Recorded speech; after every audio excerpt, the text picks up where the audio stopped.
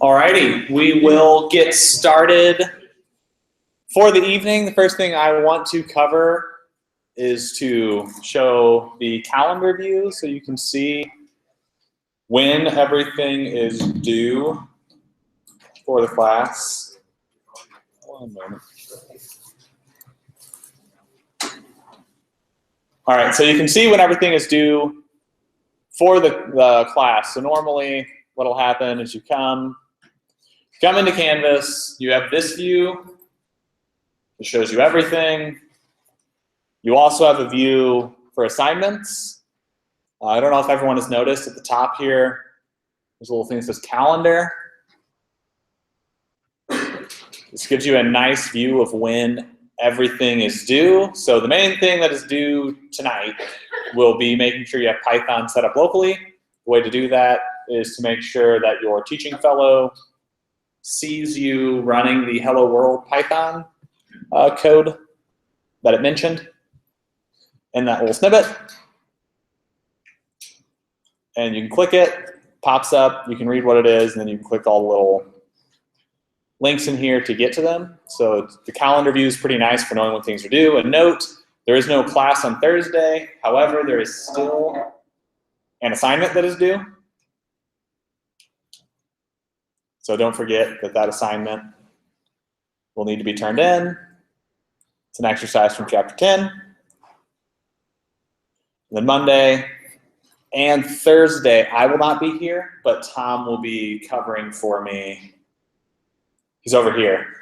He's a teaching fellow for the group that usually meets in the front. He'll be covering Monday and Thursday's class while I am out of town. And then a note for the next set of assignments. So once we get to, so this shows you end of November, beginning of December. So this is next week. There's an assignment due every Sunday night until the first unit is finished, which will be the 15th of next month, but you still have an assignment that is due on the 18th, and it is important to make sure you have all of your assignments turned in. I believe you've gotten some communication from LaunchCode around sort of reasons and requirements around assignments turned in, especially by the end of Unit 1, so we know how to move forward with Unit 2 and Unit 3. Once we reconvene back on, I believe, January 9th. Main reason I want to show this view is there has been some confusion on assignments. The calendar view, everything is published about what is due in the class and what needs to be turned in.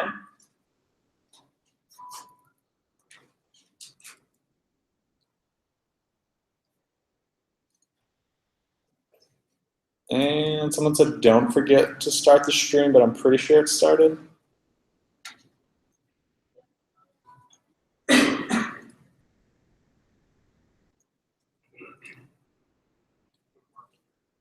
I'm pretty sure the stream has started. If it's not, then it's broken.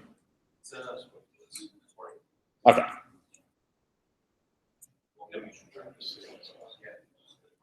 So I actually recommend, while you're working through these smaller assignments, at the very least, maybe sometime over this upcoming weekend, so just after Thanksgiving, to take your first crack at the crypto assignment. So we have no class Thursday, obviously, Thanksgiving. If you have time over the next few days before next week and before that chapter 10 assignment, if you could at least read through the crypto assignment and get an idea, because that will take a good portion of time to complete that. It's one of the reasons that I published it early, is so everyone could read it and sort of take some stabs at the early parts of the assignment.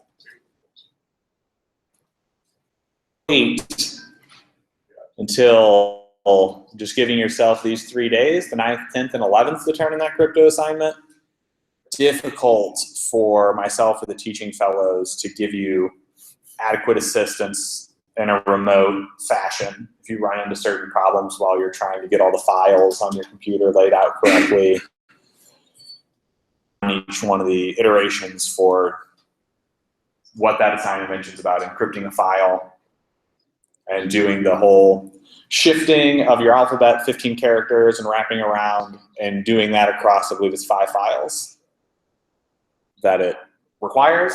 If you haven't read it yet, that may sound like gibberish, but that's sort of the reason I want to make sure it's on everyone's radar to try and take an initial look at the very least by sometime over this weekend, and then by the time December starts, I'd recommend giving it a little bit of a try. So if you do run into some kind of snag on your computer, you come in here on the 5th and the 8th and have those questions ready, sort of ask about the crypto assignment.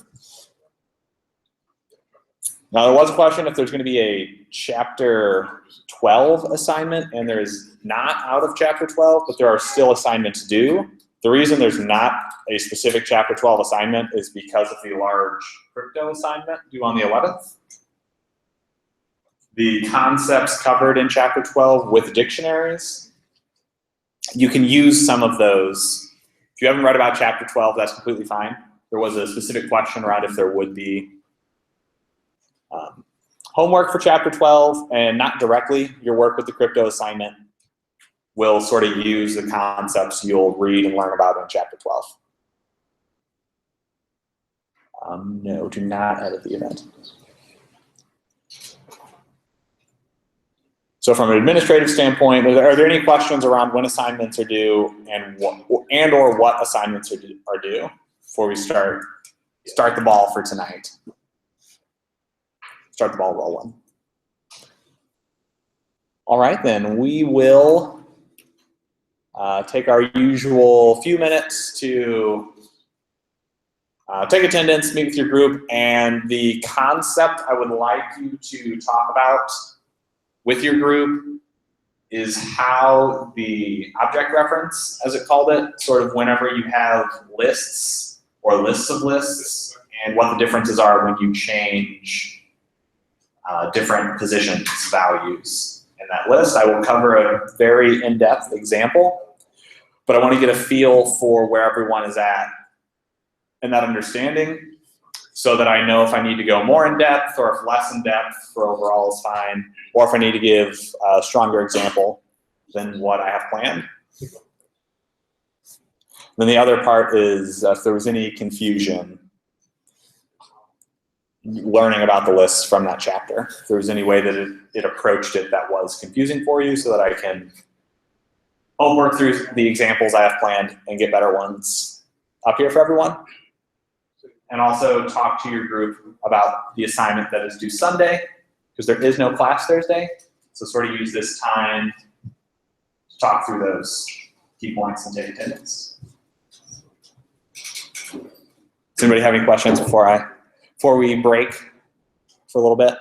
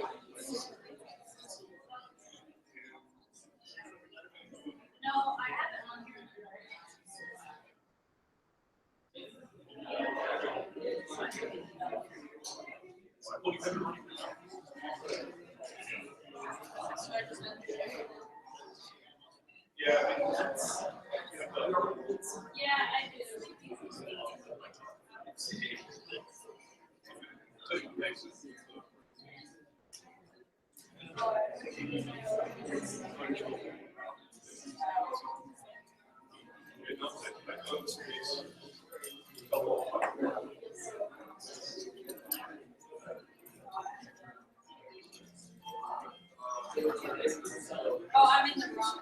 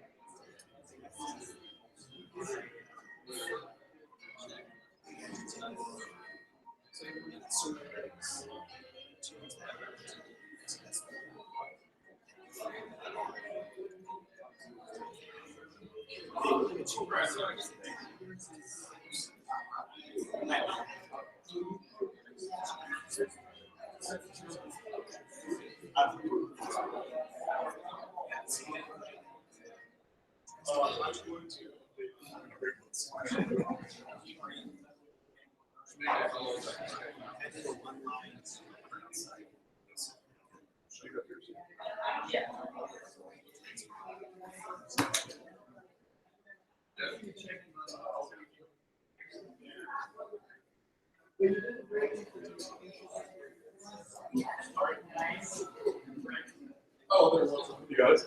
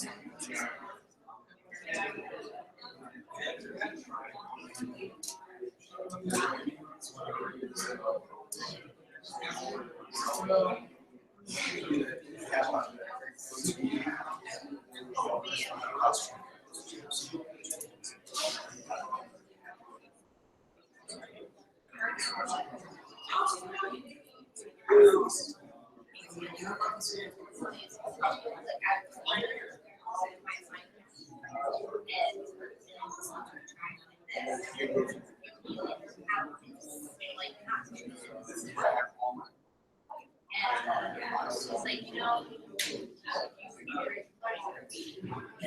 this will be more because it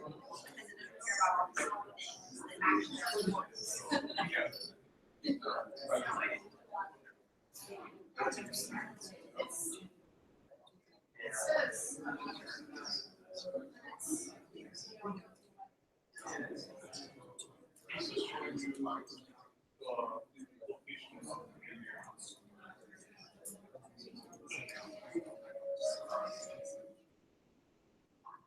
So these are all the.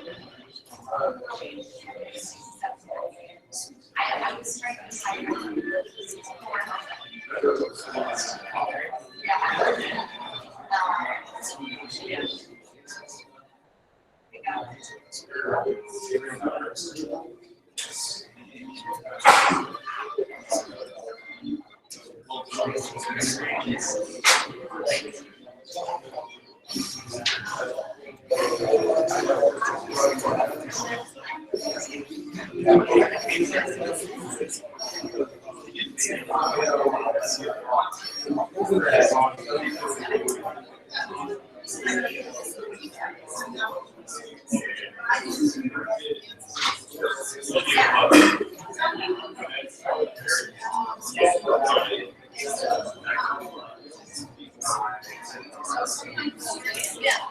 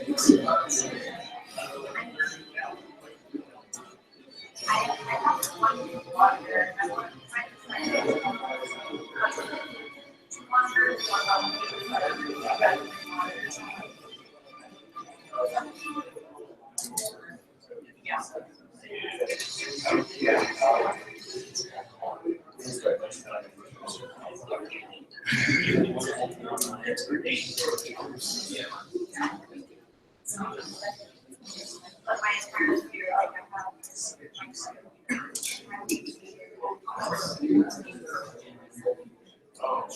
so every day. Like 6 or 7. 7, yeah. It's last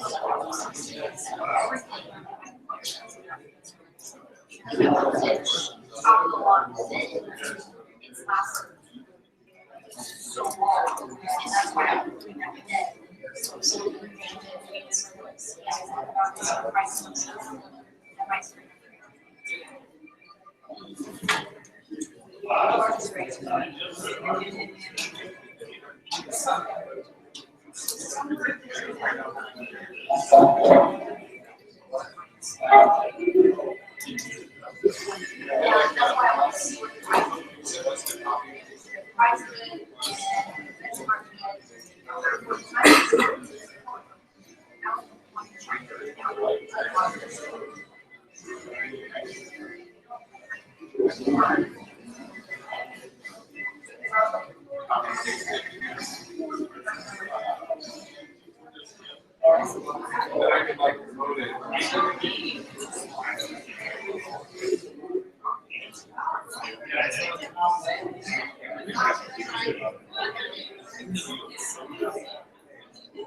Some people have been saying, a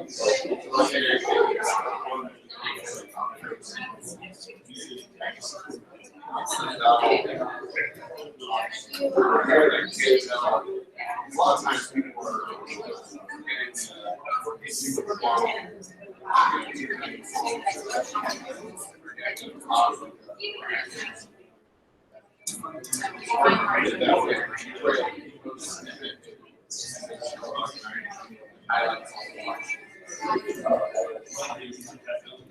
Slack.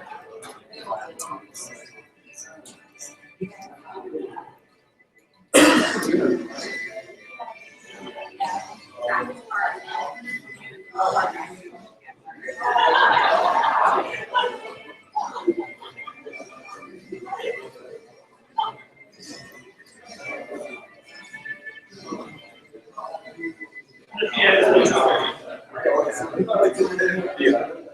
Well,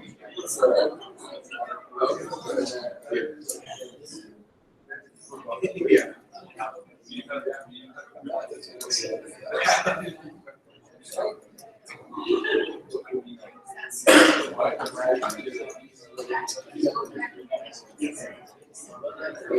Yeah.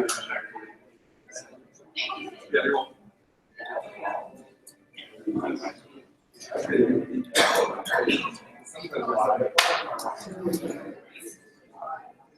Yeah.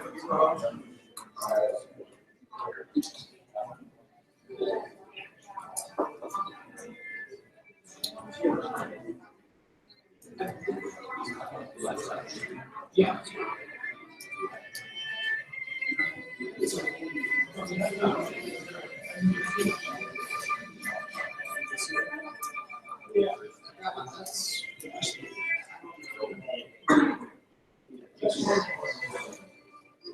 Yeah.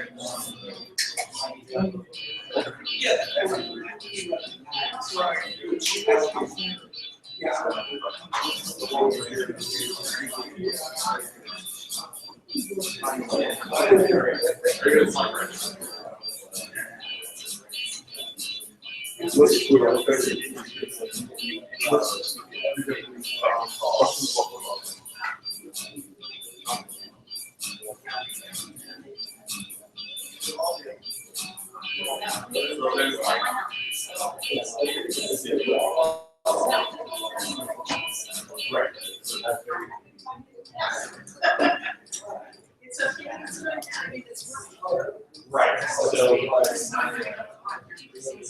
well, so this is just.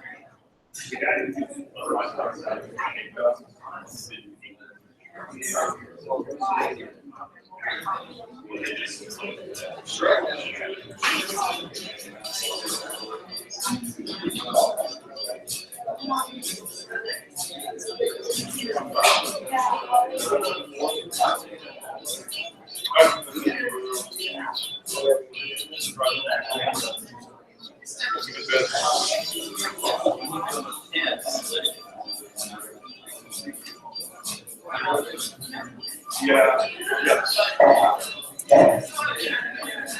Got one item. Oh,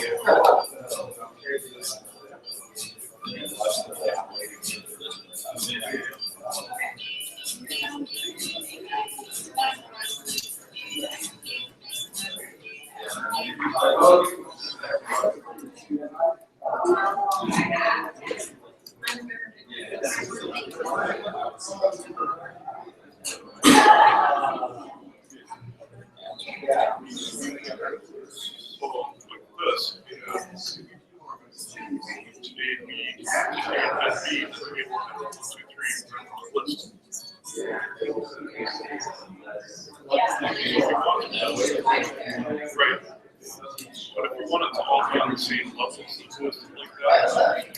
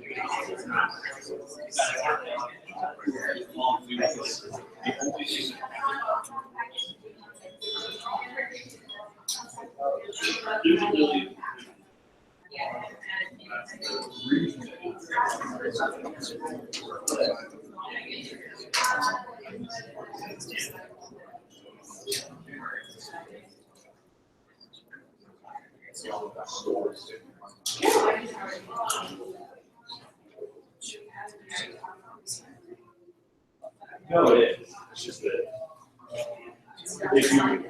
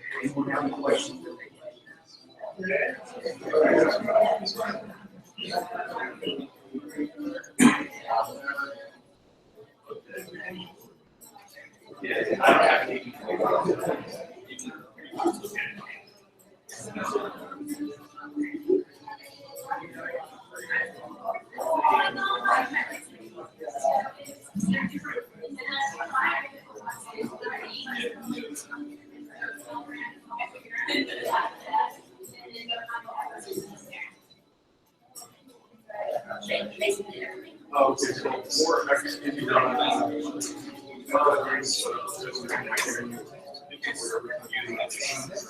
So the statement if X, bracket X, you can fail, X is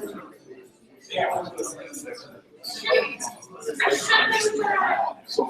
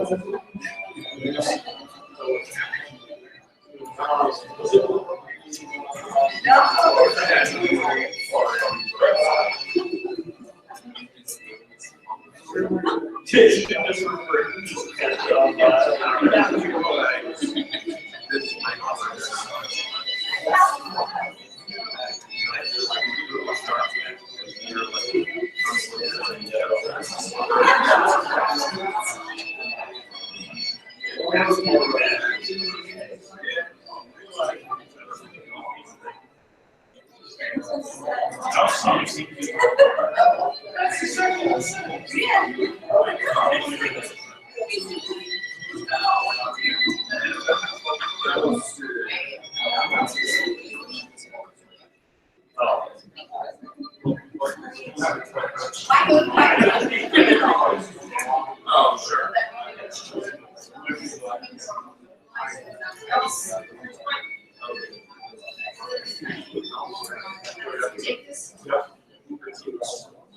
Yeah, that's what it was. It was great. It's a little hard work, but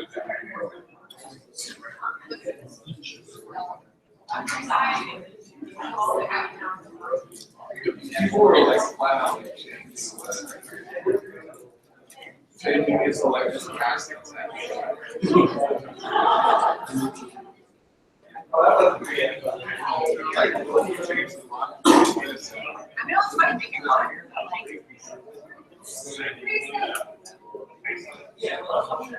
I just like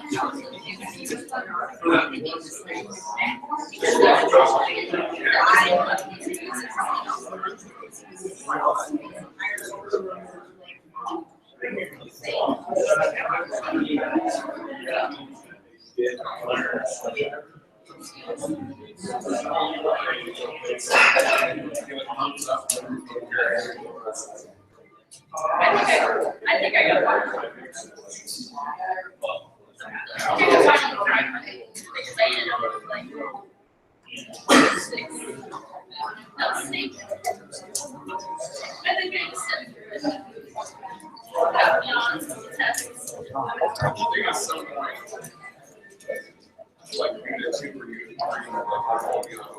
Okie dokie. We will get started on. That's from last week.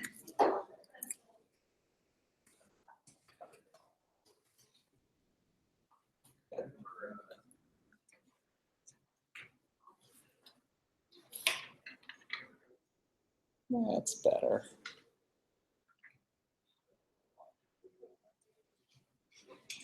Alrighty, so the first bit I'm gonna cover over here are the base. I'm gonna cover at a fairly basic level a lot of what the chapter covered, but I'm gonna do that part somewhat quickly so that I can go over the more in-depth breakdown of how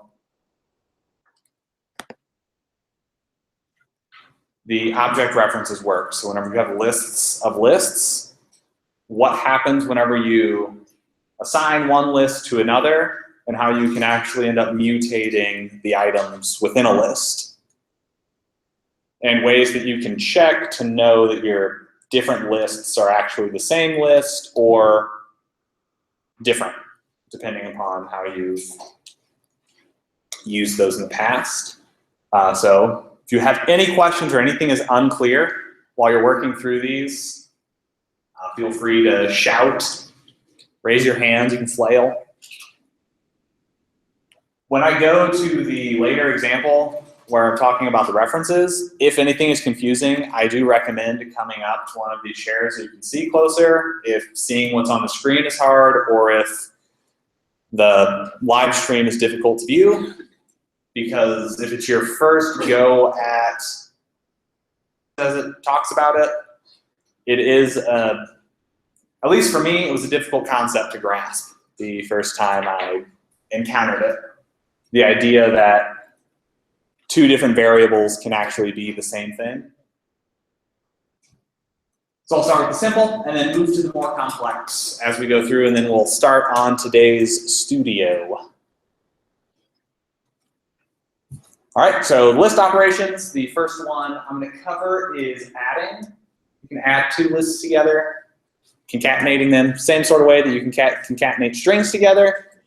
This is actually what I wanted to do the first time I had the fruit and vegetable examples. And I just wanted to add the list together, but we hadn't covered that, so I couldn't just add them together. So my examples will become less and less convoluted as time goes on. And I can use more features of the language to convey the same sort of concepts. So what happens here is you start off with your fruit list and a vegetable list. So a list of fruits and a list of vegetables, which can also be read as a collection of vegetables and a collection of fruits.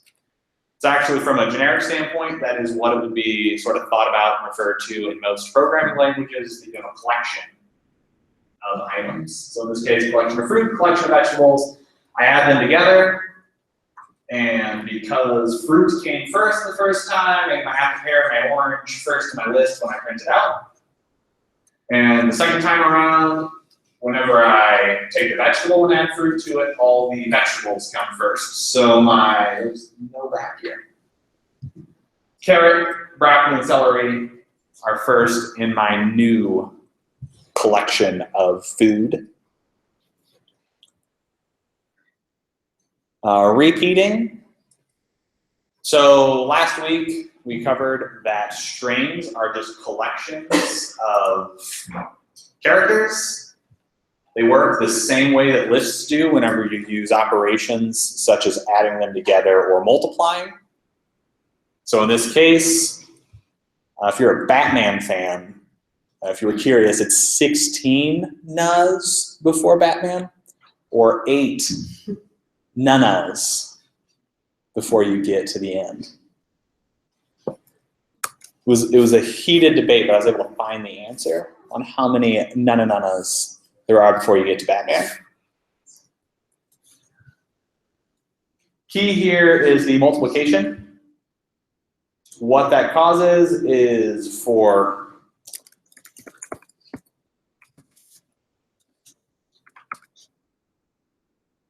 takes the string that you had before. I could call this really anything that I wanted.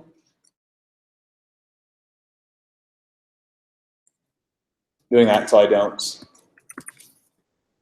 break it, break what's below with the multiplying and the adding. The name of your string doesn't matter. I just named it so it would make sense below whenever you go and add it. What happens here is another example of making it repeat. So I take the nana, add a space to it, multiply it by 8 with 8 of these and a space before you get to Batman. And I don't have a space at the end. Another optional way to write this that might be to read is using the form. So if I went and wrote it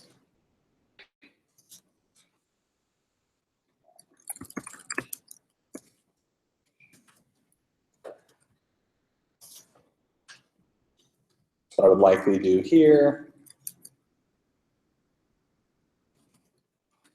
with space, and what the dot format can allow me to do is I can multiply by 8.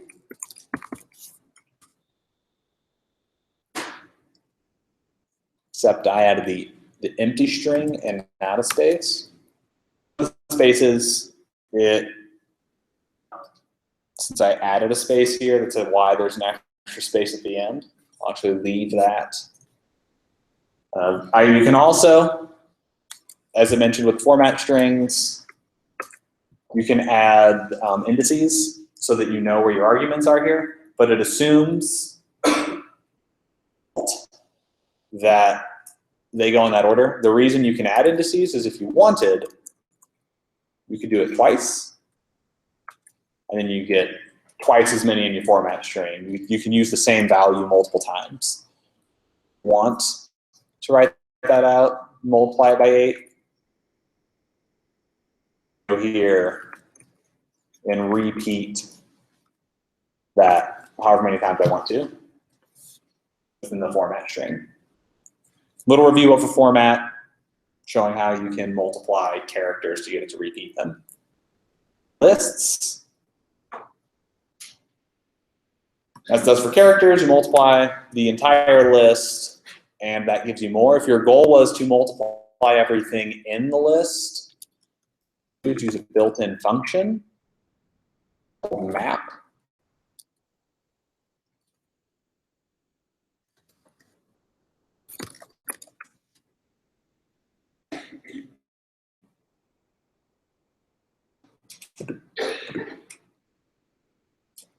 Here, map, I'll zoom in.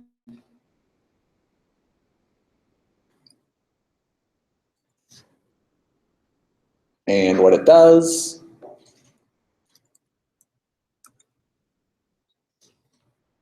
is it applies a function to every item in a list, which can be helpful if you don't want to do the same thing. So if I wanted to create a function that was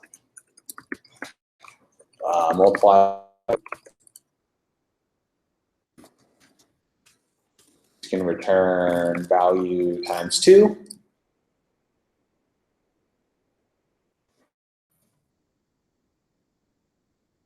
And I put the argument in the wrong order. So it says function object is not iterable.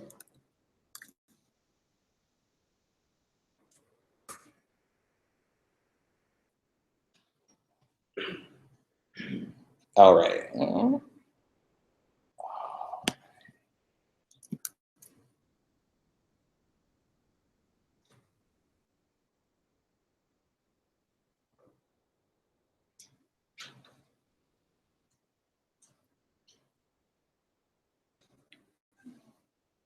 Function iterable. Yeah.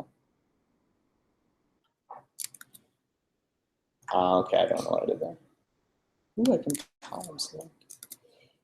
So this allows you to pass in your function, which then takes each value. So I feel like I'm doing something obvious.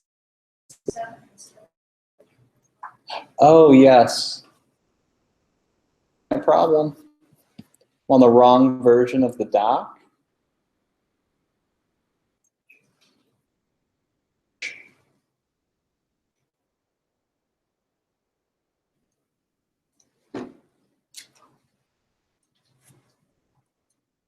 Yes, so that's the difference. So now what I can do is for item in the thing that I do, I can print the item. You can also pass the list, material. Okay, there we go. So last week I used list to create a list. There we go. My parentheses are on there now. There we go. We can see it. Last week, and I'll actually cover this in more detail later, but if you remember,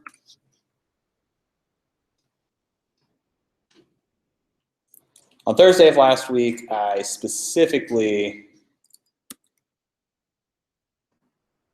when I did that Word example where I changed the letters in the alphabet, I specifically my existing list to a function called list. That function called list just creates an empty list if it doesn't have anything, and if you pass in an iterable, it creates a list out of that iterable. So lists are iterables, and it will make one. So here what I'm doing, so the first example is you just multiply this by 2, you double each item. Another time in a row. So I could go and change this to 3, and I end up repeating the item 3 times. A lot of the times, very often, what someone might have actually wanted to do is multiply each item in the list by 2, not necessarily just multiply the list by 2. And that's where you can use map, which you can read more in the Python documentation. But what that does is it says, multiply by 2 everything in my list. And then make the result of calling map a list, and then print it out. Then you get 2, 4, 6, 8, 10, which is doubling everything in the list. As you work on more with lists and you want to do something more complex than just multiply, that's where map can help, is if you know you're going to do a lot of changing to the items in your list. Next up is this is not the way I often delete items from a list. or really from any collection in Python. In other languages, this is a way that's done a lot, but Python specifically with lists has, if you read the methods, has better ways of removing items from lists that are less problematic. The main reason the cover delete is so that you're used to it. Delete use in chapter 12 when dictionaries are covered. So what happens for delete here is I have a bag that has a knife, a chopstick, cards, plum, and a jacket. I don't want anyone to cut themselves, so I remove the knife from my bag. And then I'm left with the safe to carry around items.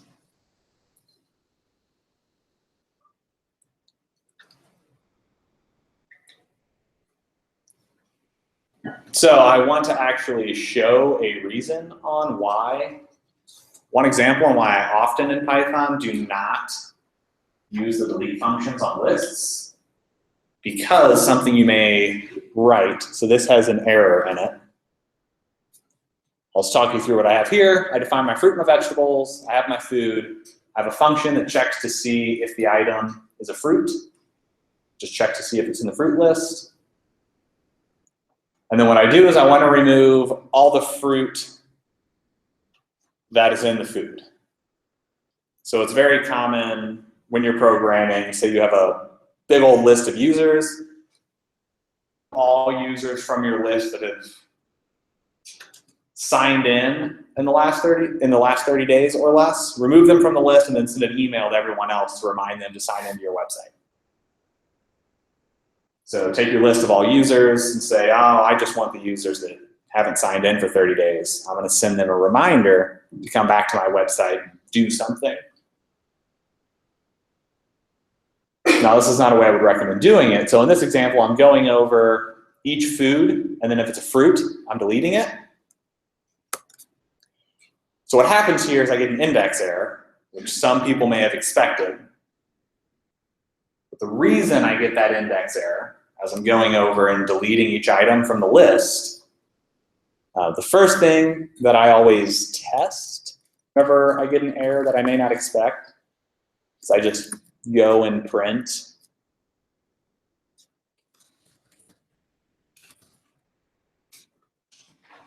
a little messages to myself so I can know when it's failing. So I'm failing. So I go to the 4th position, and then it gets an error. Does anyone have an idea of why it's failing yet? Did you change them? Yes, so someone mentioned up here that the reason it's failing is what happens here. So this range at the beginning that I start this, it evaluates and it says, all right, the list is currently 6 in length. So it's going to go over and keep trying to delete items out of the list. So we go through and sort of make this more clear. Deleted, we'll say the food that it deleted and the index that it's at.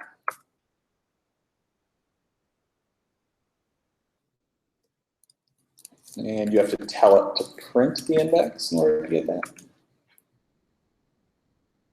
So what happens is I'm going through, I'm at list location 0, I delete apple, which was at 0. At that point, my list is no longer 6 long, my list is 5 long because I've removed an item from it. However, I still keep going over the list, assuming I can hit it at a length of 5. So I go through the list again, and I see an orange, and I remove it, and then I've lessened the length of that list to only be 4 long. So at that point, when I come through again and I say get the item at position 4, my list, its length is reducing each time I call delete. So If I come here, print the length every time, starts off at 6. I'm at position 1, it now has a length of 5. When I go to position 1, I delete that. Now I'm checking what is at position 3.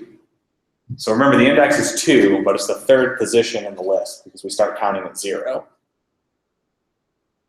So then now when I go to my list of 4, and I'm attempting to use an index of 4, which means the furthest out item in my list is at position 3,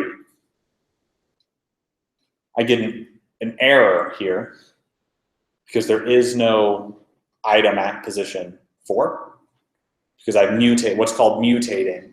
I've mutated my list. And this is one reason for lists that I do not advocate calling delete.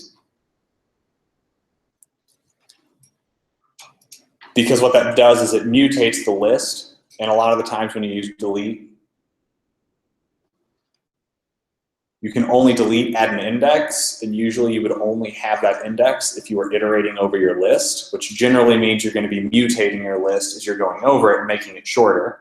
So you're usually going to run into some kind of an error where you get this index error, list index out of range. And if you haven't ran into that a lot before, it's not obvious. So a different way to go about removing items from a list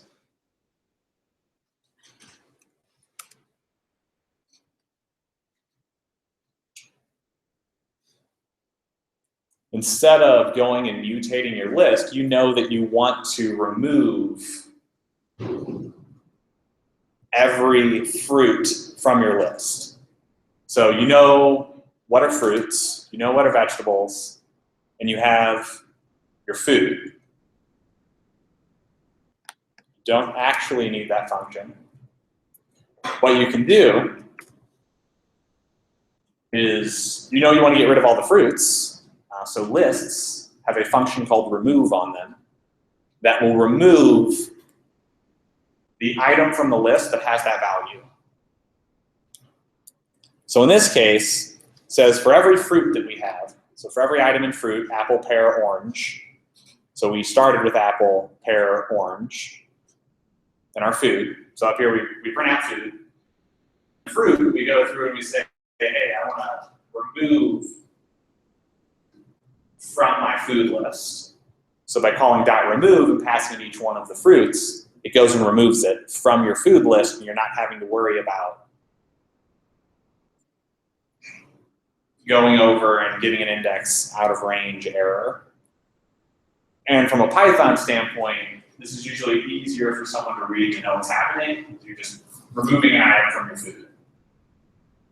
This is one of the many functions, methods available. You can sort and pass different values there. You can append to add more items onto your list.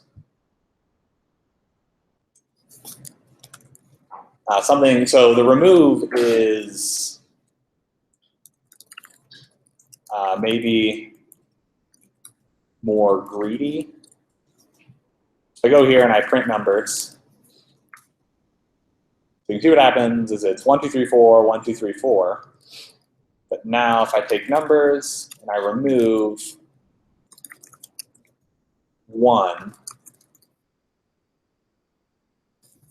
it removes the first occurrence. It does not remove, it removes the first occurrence it finds with that value. So if I wanted to remove it again, because there are 2 of them, now it went and removed it. And these functions can be found, you just Google Python. Functions, go to its data structures portion of its doc. Remove the first item from the list whose value is X. And it is an error if there is no such item. So you should not attempt to remove an item that doesn't exist. So if I went and tried to call that again, I go and try to remove an item that's not there, I get a very descriptive error message that says value error, X not in the list. Because I tried to call remove. X in that scenario is 1, because that's what I passed in. Errors if you try to call remove. But you can test before then if it is in your list if you want to make sure that you don't get an error. So in this case, you could say, if the item is in there, I want to remove it. So then you know you're not going to get an error.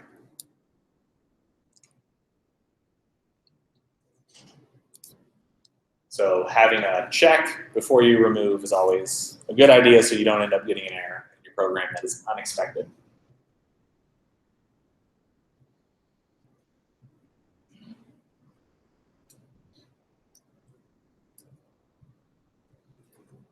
So in order to, so are there any questions on what I've covered thus far? So the next couple examples that I'm going to go over are to demonstrate memory on the computer. So sort of where your things are at on the computer and how the computer reads them. Because that is important for understanding how when you have lists of lists or lists of strings, lists of other collections, so collections of collections, tell the difference between different collections. When you print them, they may look identical, but to the computer, they are not necessarily. The book covered it. So as a reminder, functions without a return statement always return none. And none is the special type in Python that indicates basically nothing exists here. Pass is a keyword that you can put in a block of code. So you can put it inside of a function, you can put it inside of an if condition or an else condition if you wanted to. So if you were trying to sort of pseudocode out a problem, you can use pass, sort of write that out. So if you know you want to do something for X in your list, you can write pass, assuming you have a list.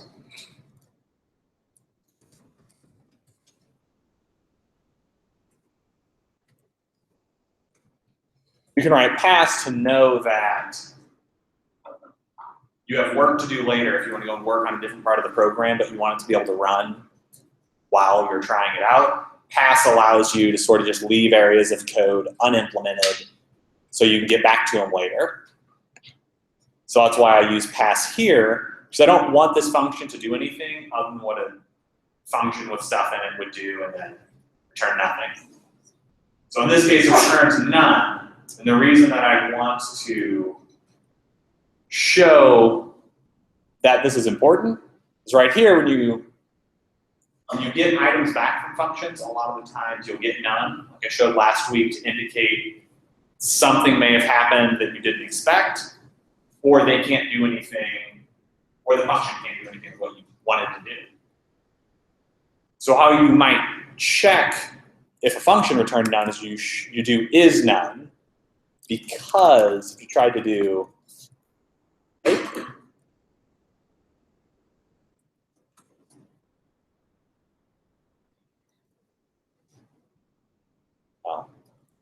yes, the type of an uncalled function is function. But when you call the function, you get a type that is none type. And if I print type of none here, I also get a none type. However,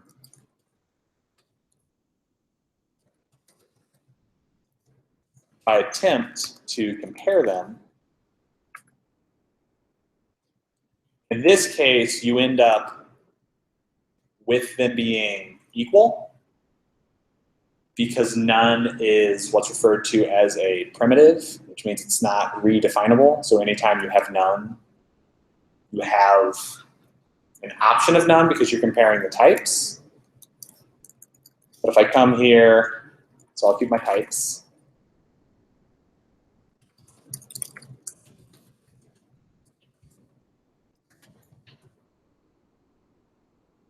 It works well for none. I'm checking them. But later on, whenever you go to check other values that aren't redefinable, so if I come down here,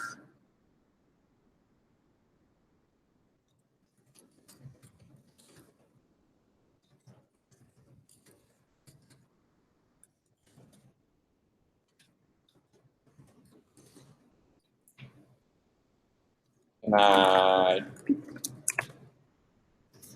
there's an integer,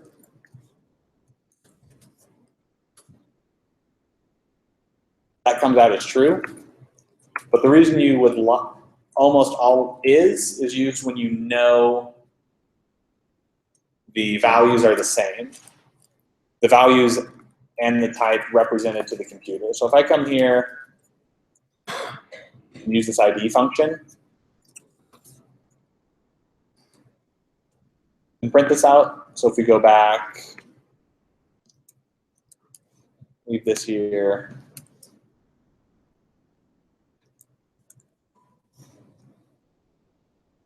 The reason this is all right, that the ID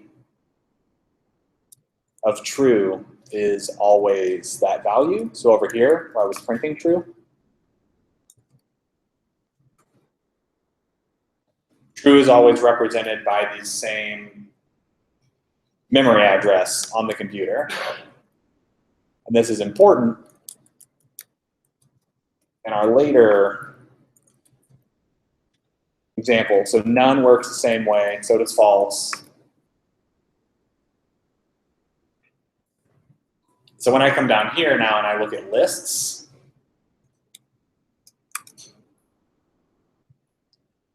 I have two lists that appear to both be empty, but they are in fact not the same.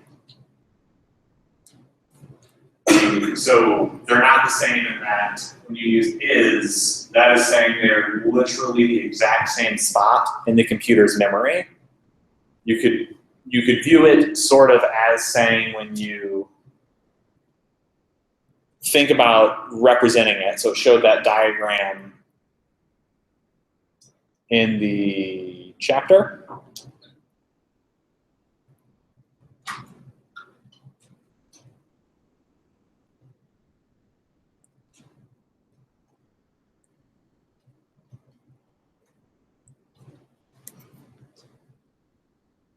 So the diagram that I'm wanting to show you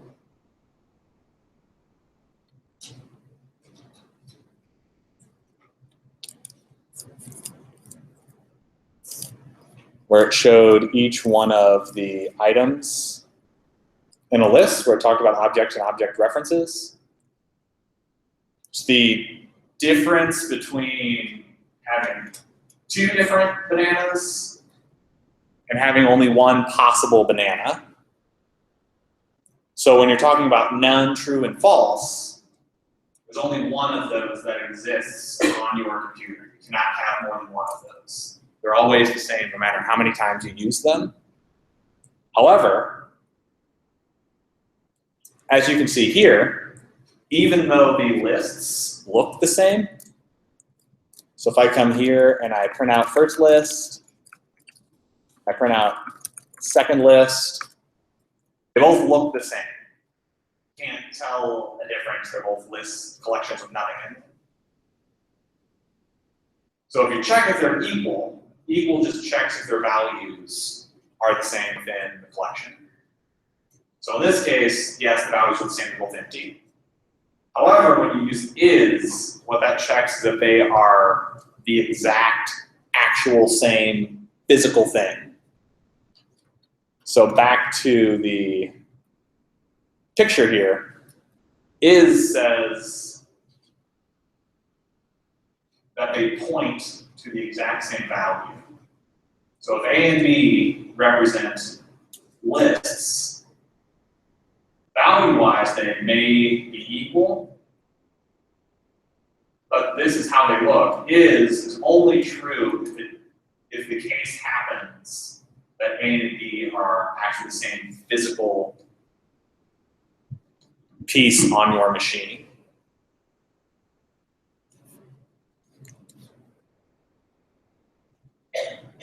And the same is true for characters. On them always having the same. So these next three examples I'm going to go through fairly fast to get to the longer bit. Characters are what's called the primitive. So they are always represented. So this number here is basically what your computer looks at and says, okay, that's where A is. Anytime you need to use the character A, I'm going to go over here. A is located here, and I just go and show that to you. The same is true about integers as well. Integers are what are called primitives, which means there's only one representation of them on the computer. You can't have multiple of number one. But you can have multiple of lists because all they are is a collection of something. What they have a collection of may be different, but they'll always be, whenever you start off with an empty list, they will be separate collections.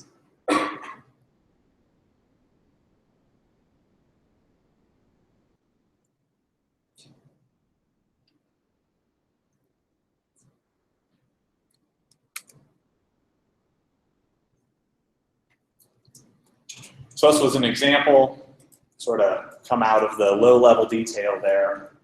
Wanted to show another example using the methods on the list class. So append is another way to add to a list so that you can keep getting items put on your list. And I'll end up putting them on the end. So in this case, what I'm doing is if the word in here starts with the character A, I go and add it to my foods starting with A. So I go over my foods bar, my foods foo. So if you read a lot of examples online, I haven't been doing this a lot because I don't find it that valuable, but I do want to show examples of what you might see if you go and try to find help online. Foo bar baz are often used as variable names to generically represent almost anything in different programming examples. So in this case, I have my foods bar and my foods foo that represents different sets of food. And I go and add them. I append them for each one if it starts with an A. Get a new list. At the end, I keep adding them.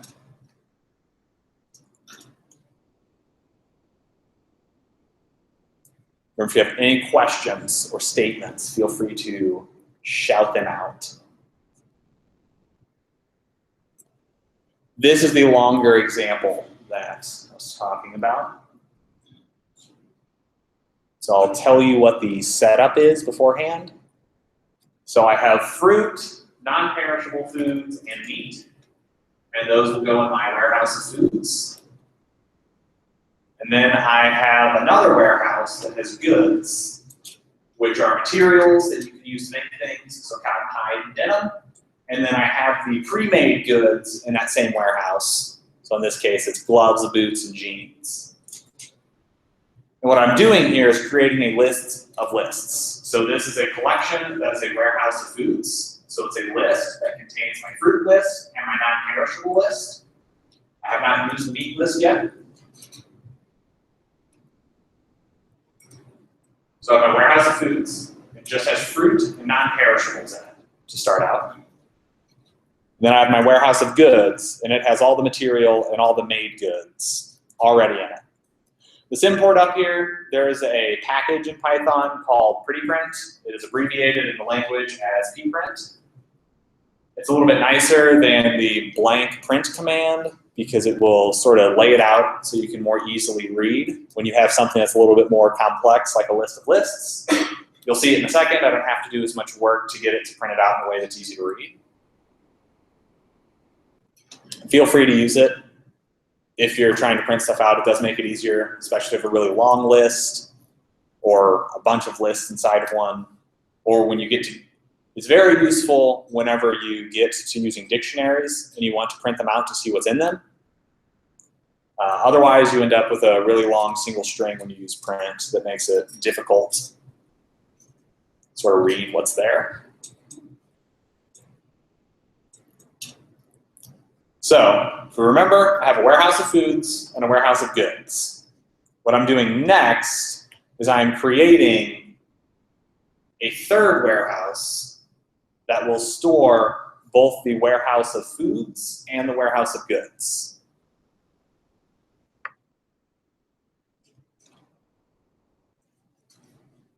So what I do at first is I print out all of my warehouse of foods and goods to show what that warehouse has in it. The next thing I'm going to do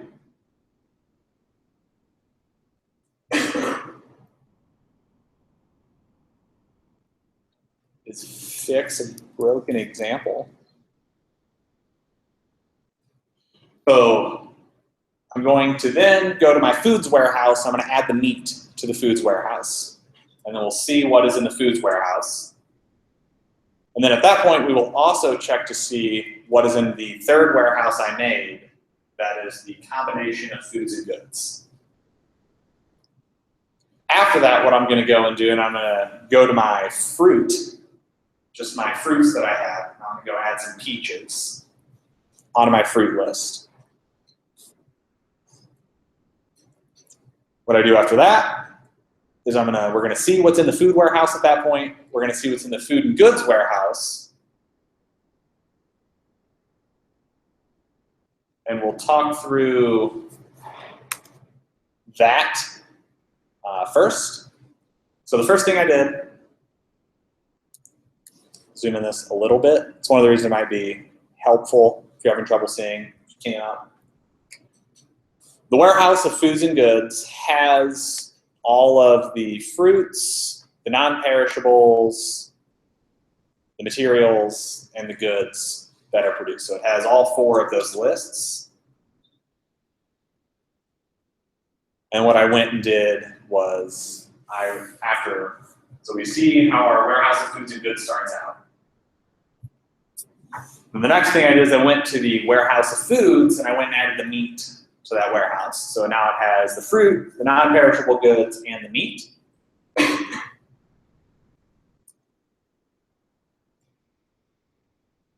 And just to check ourselves to make sure we did not modify the existing warehouse of foods and goods, because all I did was go and add meat to the food warehouse.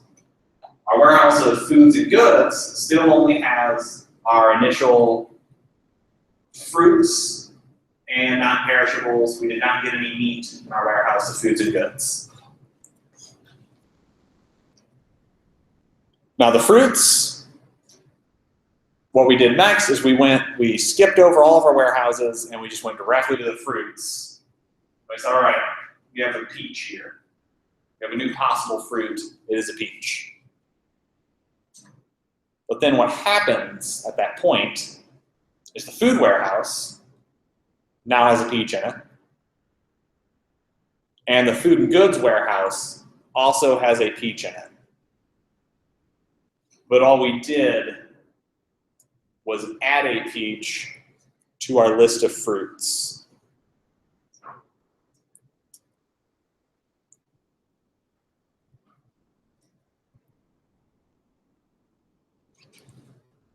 Which this is where having the ID. So I guess first my question is, how many people would have expected adding a peach to the fruits to also add it to the food warehouse and the food and goods warehouse? So just two people. All right, so some people would have expected it. Others may not, and most probably just didn't want to raise their hand. So what's happening here is that whenever you have a collection of collections, this diagram does an okay job of showing one level of that. So to make it a little more clear,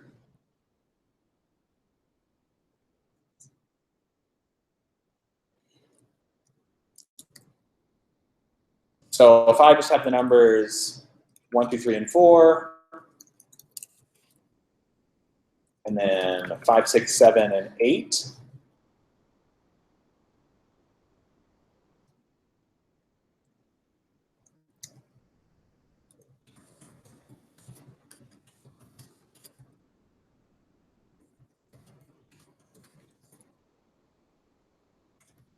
and I put them out, it's as we would expect. But now if I go and I say I want to have all my numbers, so I want to have my numbers,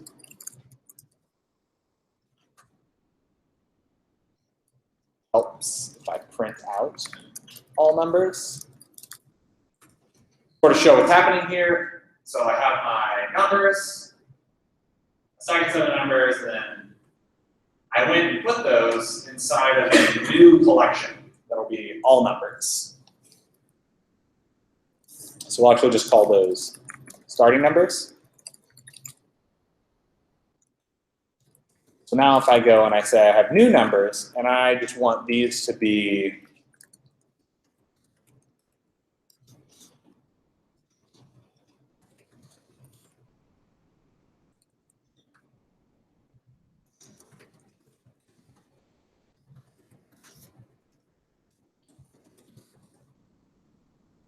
I'll start with two other sets. So the first one I have my numbers 1 to 4, and then 5 to 8, and then I'll create another set of numbers here so that I can go ahead and have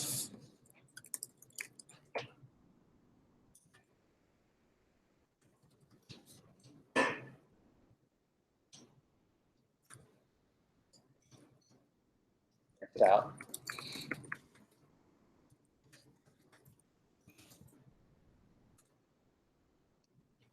So I have two collections of collections here.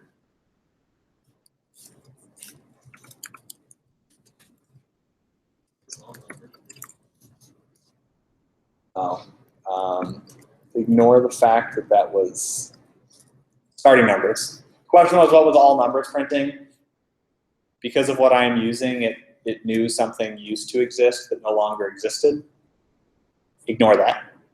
The code is now correct for the variables. So I print the ID of starting numbers here. So I went and created a collection of collections. And if I go here and I also print the ID of my numbers,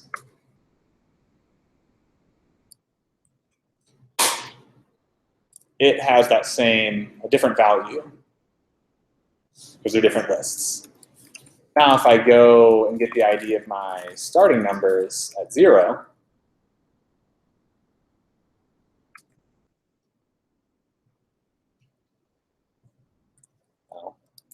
typoed. You notice numbers, the ID of numbers and starting numbers at 0 is the same to the computer, which means whenever you go and create a new collection, but you use a collection directly,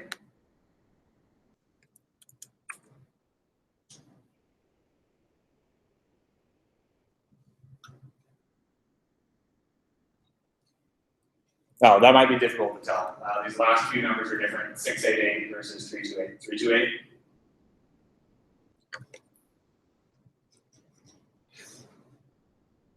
The key of why this is different is starting numbers is created by taking these two collections and putting them together. So it gets its own ID because it is a new list. However, the list it is made up of does not get a new ID because it is the same list. It's the exact same list. So in the scenario below, where I went and made my warehouse of foods and goods, I have my warehouse of goods, which is a collection of collections. And I have my warehouse of foods, which is a collection of collections. And the reason that those aren't modified, so right here what I did, I took my warehouse of foods and I added meat to it. So we can see here, I added meat to the warehouse of foods. But the warehouse of foods and goods did not get the meat. The reason for that is whenever you go and create a new list over here, so I concatenated two existing lists together, the result of that is a brand new list that is then given the values of everything in those lists. So in this case, it was given the value of 4 other lists. So it was the first position was fruit list, second position is non-perishable. We can see that in the printout here. That we got all 4 of those. The warehouse of foods had the meat added. The warehouse of foods and goods did not. However, whenever we went and modified the fruits directly, and we added the peach to the fruits, right here, fruit was defined as its own list. And then that list was given to the warehouse of foods. So at that point,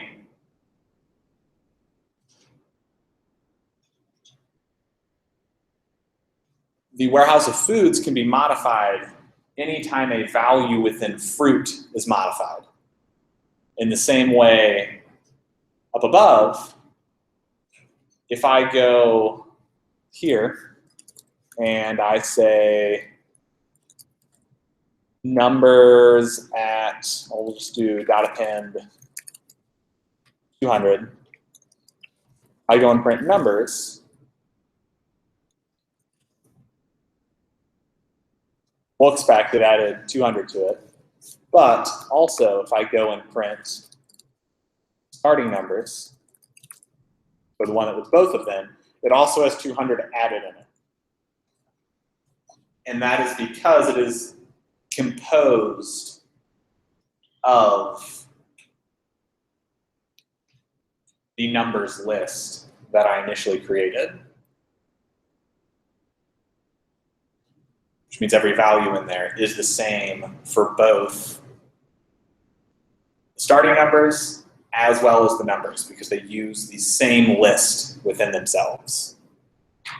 So down here, that's why whenever I go and I append the peach to the fruit, both the food warehouse and the warehouse of food and goods have the same fruit in them, that same fruit list.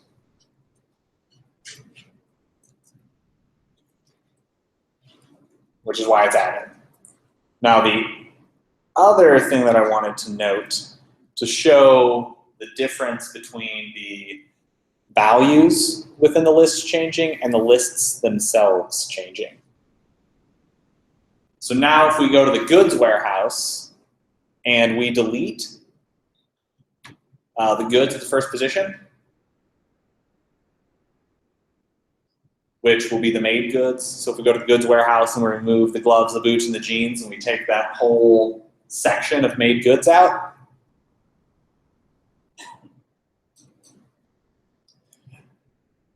the warehouse of goods will have it removed. And before we scroll down to it, what do people think the warehouse of goods, foods and goods will have in it, in its section? So right here, we know it starts off with the materials and the made goods. Now in the warehouse of goods, we are removing the gloves, boots, and jeans. Does anyone have an idea of what will remain in the warehouse of foods and goods once we scroll down to that final section? Because we deleted from the warehouse of goods. So right here, the warehouse of goods now only has the one list, but our warehouse of foods and goods still maintains the gloves, boots, and jeans because we did not modify any of the values in the list of made goods. All that we modified was the value in the warehouse of goods at position 1, which is no longer there.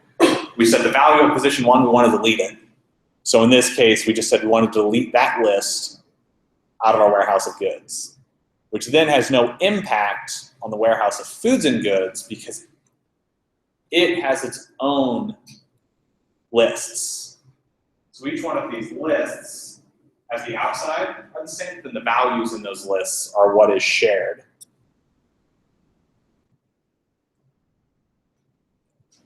And this may be confusing at first, and the first few times, or many times, you go through it. I'll have this example out there, on there, if you want to look at it.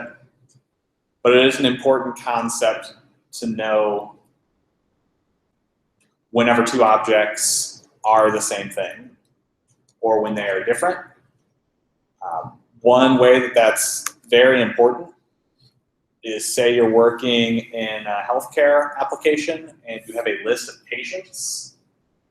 Your patients may look the same. They could have all the exact same information. So they could have been born on the same day. They could have the same first and last name. They can have the same gender, same sex.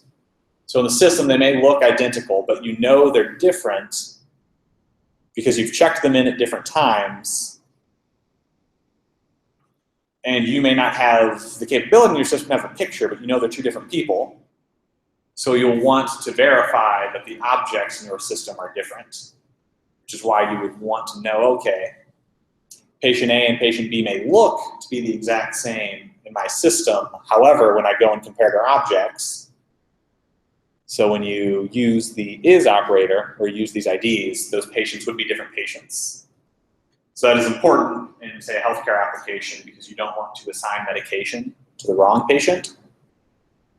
So you want to make sure that if your system is automating anything, that if you have any references, so in this case, if you had an array of patients, you'd want to make sure, or say the way it would be broken out most often as a hospital is you might have a floor of patients and you might have a hospital that has multiple floors. So if you represent your system like that and you want to go and change where different rooms on your floors have different patients in them, you'll want to make sure that the way you represent it is you're not reusing those values. So in this case, if you wanted to alter this so that you are getting a copy of them,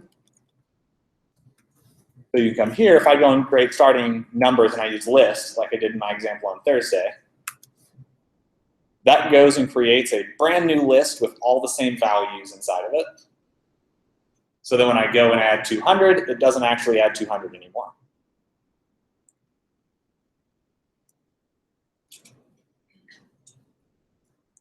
Before we get started on the studio, does anyone have any clarifying questions or great confusion?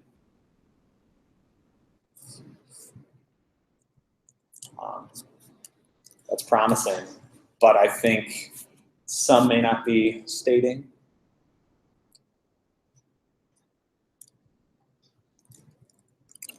So for the studio for today,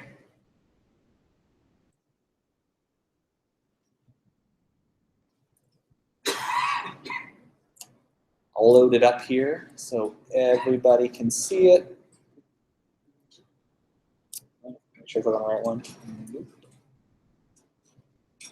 So get Python working locally.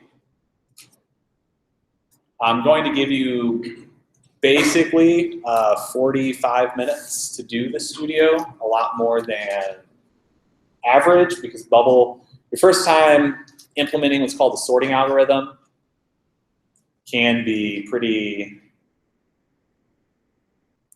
consuming in time, as well as if you're just not used to thinking like that. So the goal of the studio is to implement bubble sort. This walkthrough that we cover first is just an example of inserting items into a list. So if you give it a sorted list, give it a number, you can put an item in it. You'll care about this implementation as you work through bubble sort down below. And so I'm going to talk through the way bubble sort works by writing out another list here. So it says, say we have the numbers 2, 5, 3. I'm going to give it another number so that it's a little bit more obvious what's happening. And then the number 1. So what bubble sort says, if you implement bubble sort, the way you go through it, zoom in further. So it's easy to see. So what bubble sort says is you go through your collection of items, you look at your first one and your second one, and you see if the first is less than the second. If it is, don't do anything, go and check your next position. So next you check to see if your second is less than your third. It is not. So what you do there is a swap. So you swap them. Less than or equal is actually what you check. So you swap them, and then you go back to the very beginning and you check again. So on your first iteration through this list, what's going to happen is you're going to go through, you'll run your first iteration of bubble sort, and your list will actually look like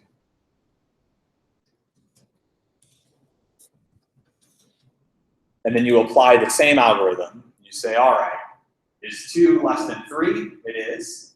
Is 3 less than 5? It is. Is 5 less than 1? It is not. So then you run the second iteration of your bubble sort. What you do there is each time you have a number that's not equal, you swap them. So then we do the swap, and we get 5 was not less than or equal to 1, so we swap them. And now we go over and we do it again. You always go back to the beginning of the list whenever you swap. So then we run it through a third iteration of bubble sort. What you do here is you say it's 2 less than or equal to 3. Yes. Is 3 less than or equal to 1? No. So then you swap them. You swap 3 and 1. And at your next stage, this is what your list looks like. So now we run through a fourth iteration of bubble sort, and you go, all right, it's 2 less than or equal to 1. It's not. So next, we swap them, keep the list in the order you have it, run through the fifth iteration of your bubble, and you say, is 1 less than or equal to 2? Yes. Is 2 less than or equal to 3? Yes. Is 3 less than or equal to 5? Yes. Then you get to 5, and there's nothing else left in your list.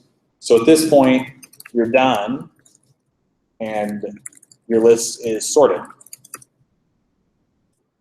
So that is how bubble sort works.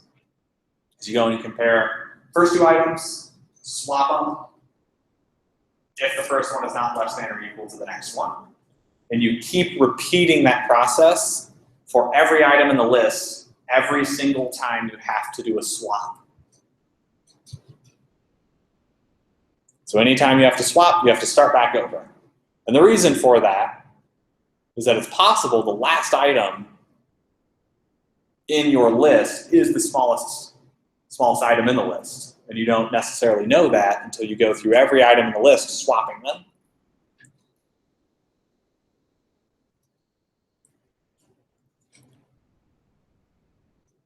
So you can read more of what the studio has on it if you want. We'll get started with the studio now. I'll walk around. Our teaching fellows will be there to help as well. People could send me their bubble sort implementations as fun on the Slack channel. Don't share them until I would say 8:20 or 8:25 in the general answers, in-class answers, Casey Slack channel. Mainly because I want to give everyone an equal chance and time in class to sort of try and implement bubble sort. If you're not able to get bubble sort implemented in the next 40 minutes, it's not a huge deal. It can be tricky the first time you encounter it. But we'll get started on implementing bubble sort now. Pull it up, and you can implement it in Runestone. Try it out, make sure it sorts your lists the way you want it to be sorted. An easy way to know that your list is sorted after you've implemented bubble sort, even if you want to try your own lists, is you can just use the built-in function sorted on a list to calling your bubble sort on a list. And that result should return true. The order of your list from your bubble sort function should be the same as the order returned from calling sorted on a list. All right, everybody can get started. Feel free to ask questions. Oh, I didn't mean to do that. Whoopsie.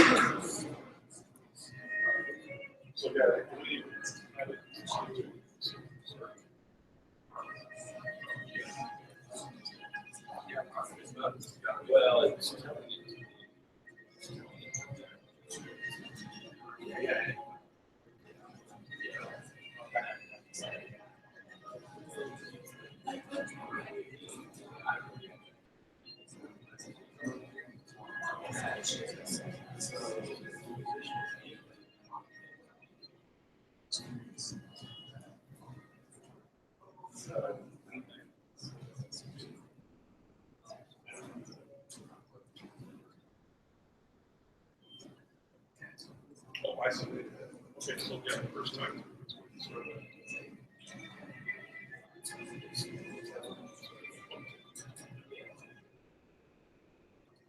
So. Also, my one is because you scan it through your, you try to get your eye. Yeah. I plus one. So you want to go like that. So actually, it's actually started. So yeah, but it's like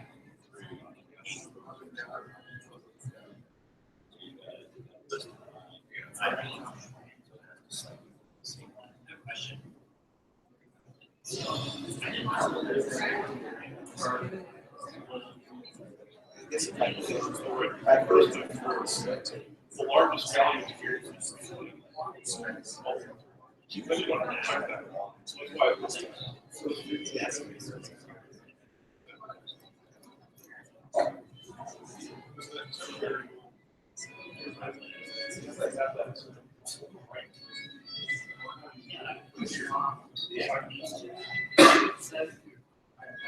Yeah, you would.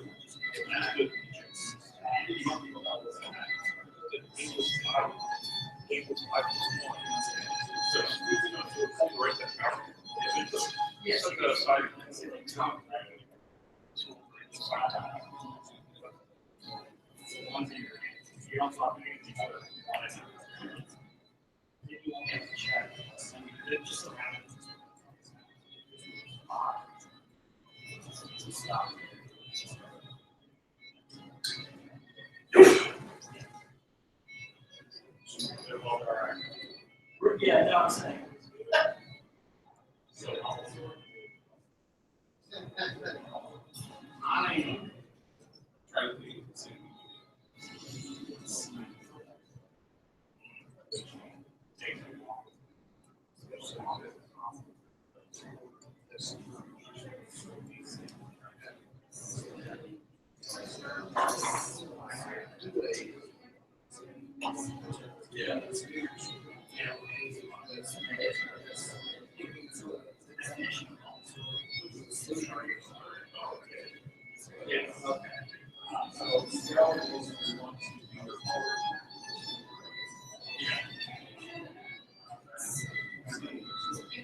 So that's something I think it's.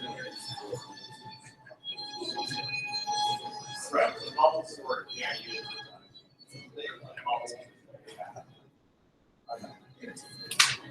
Yeah.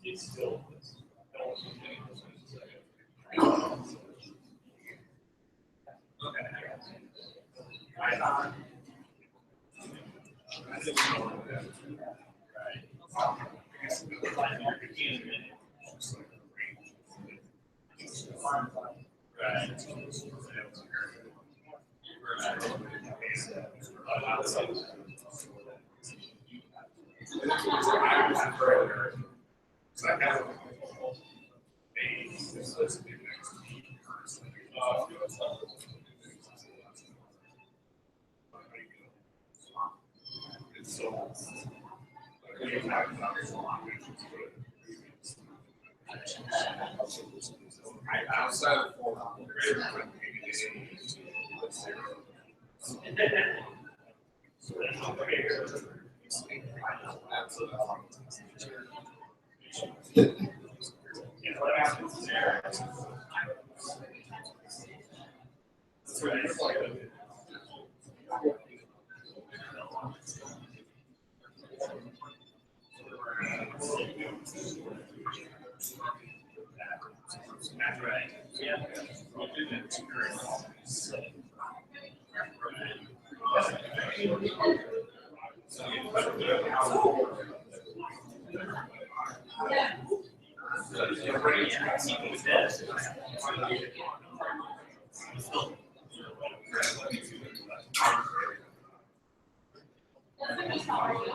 Well, I'm saying it could.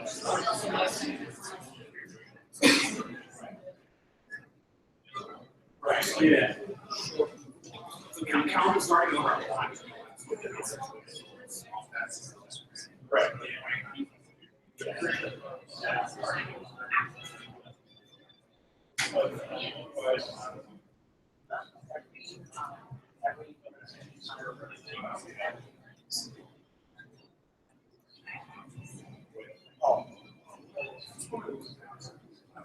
Okay, so I just.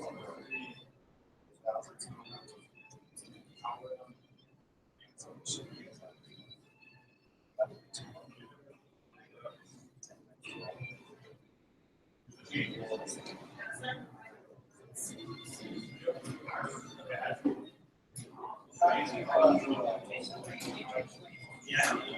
I might look it up.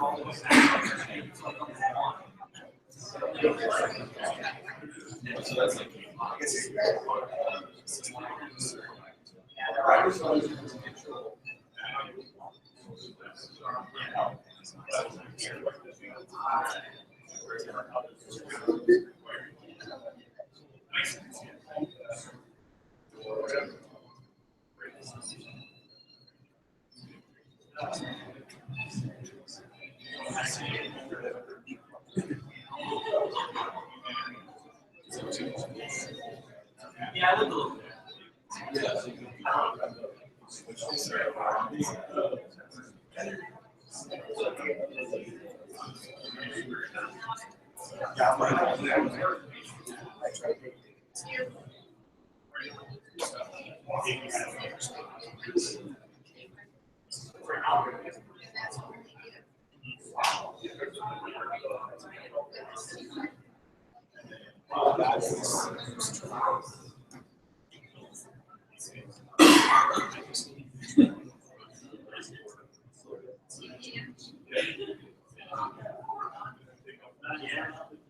Also, the like.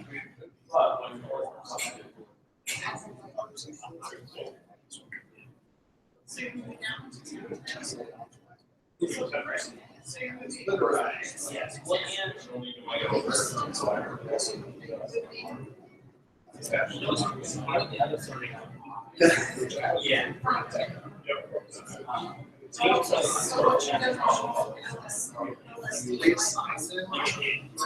It doesn't start over. So like you just get one number. Starts. Every time.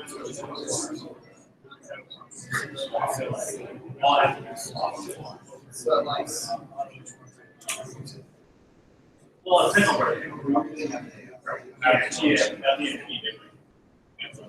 yeah. So that's where.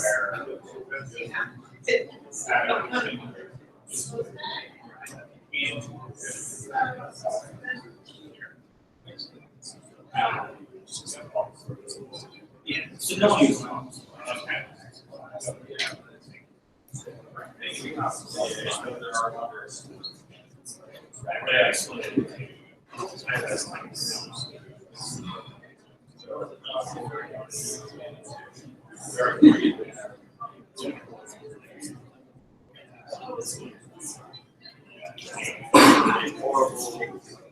All parts like this.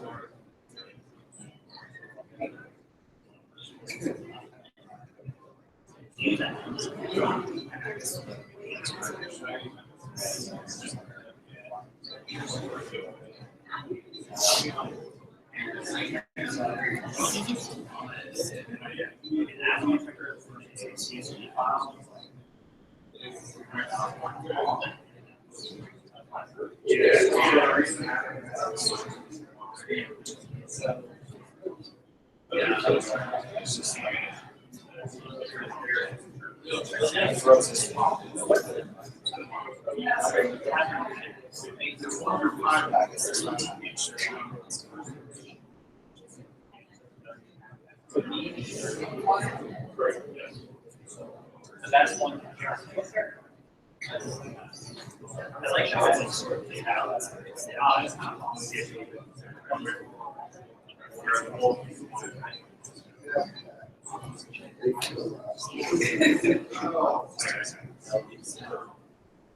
But this is my idea.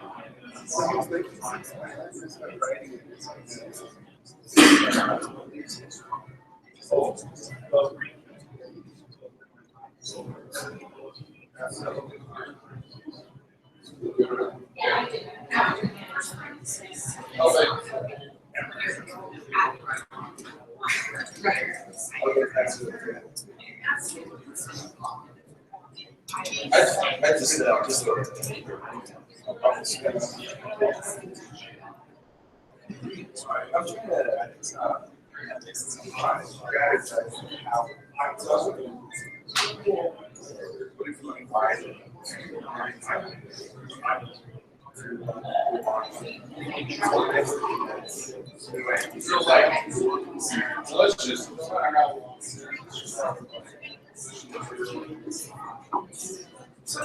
Okay. Now it's 6.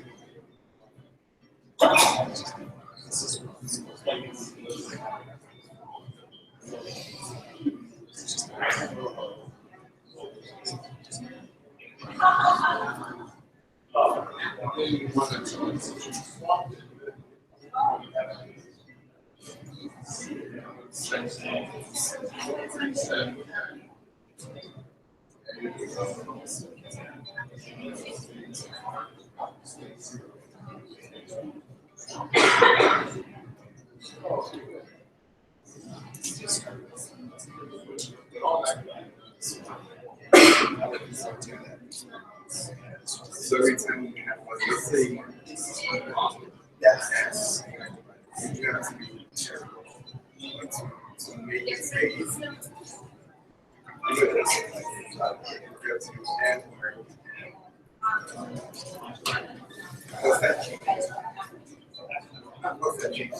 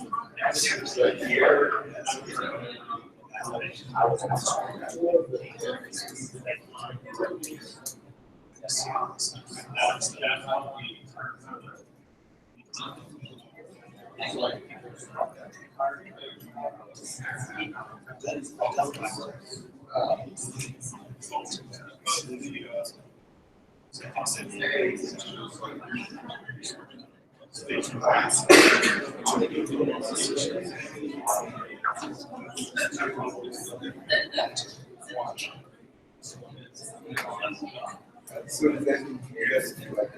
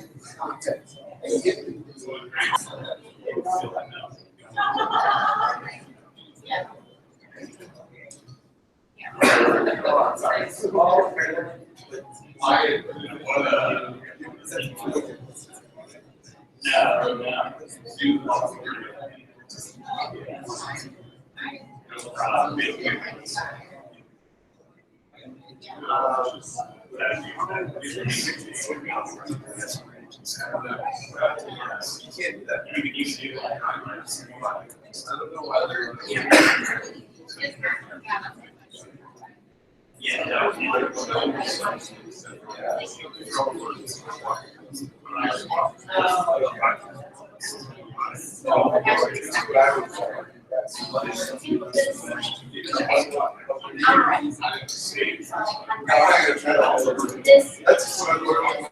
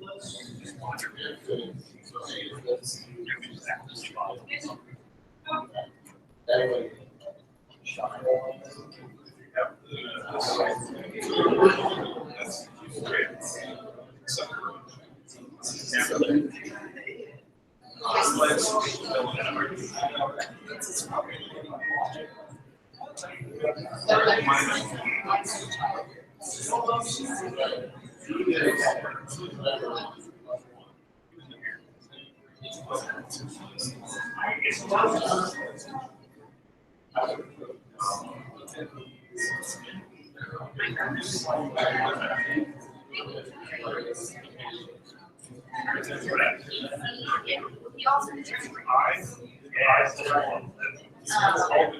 he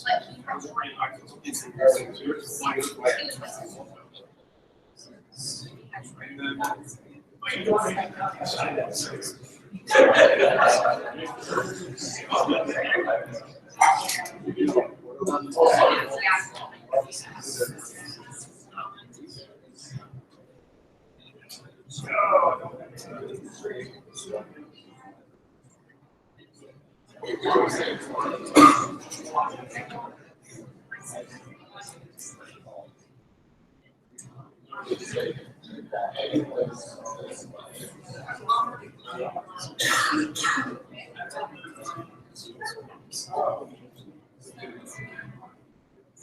The same results. Yeah, it's not really cool. But you use it in your picture. Yes. Okay, so that might be. Okay. But the upshot of that is everybody would say, right.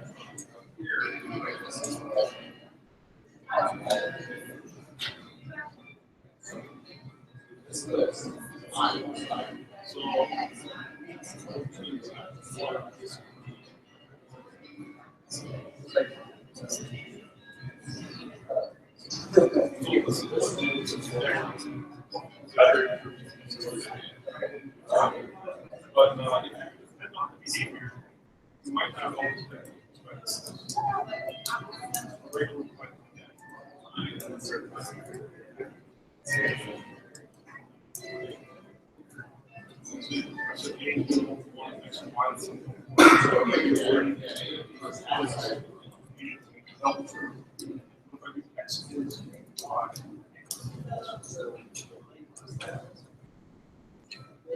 Because this reaction is Python uses the same location memory for small numbers but it remembers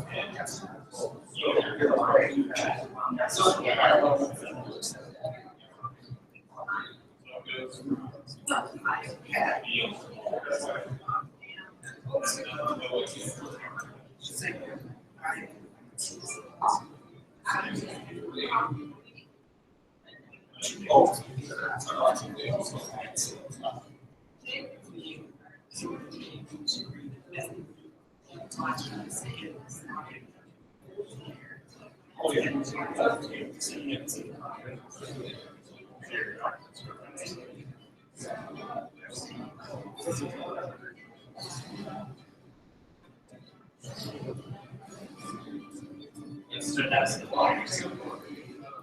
I don't know.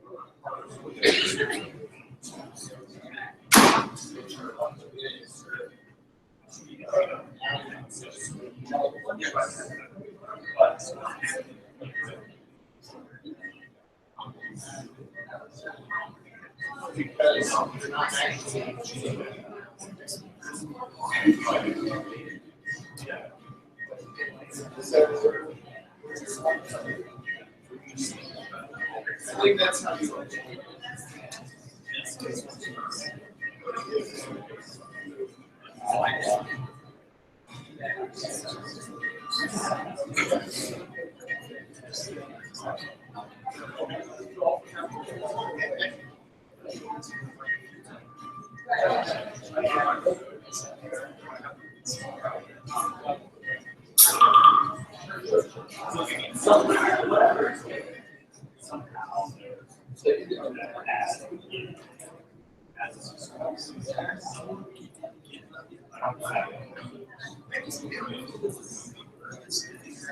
Yeah, that's great. It's such a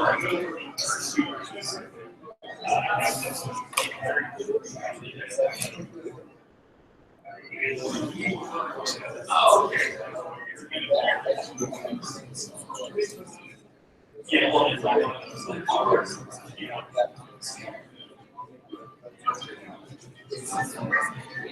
Yeah.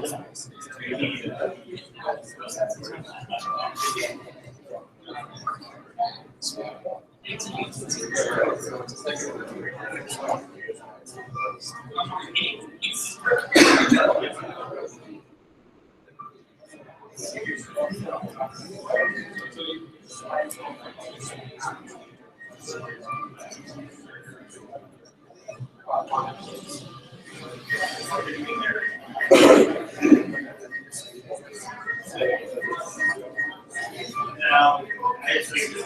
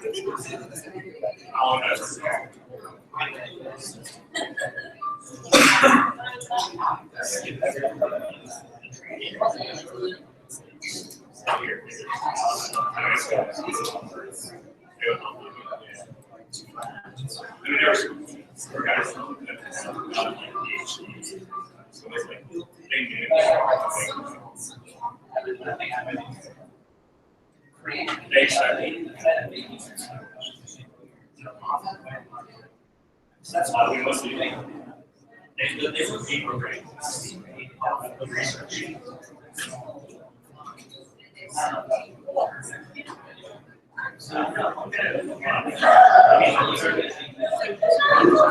They were all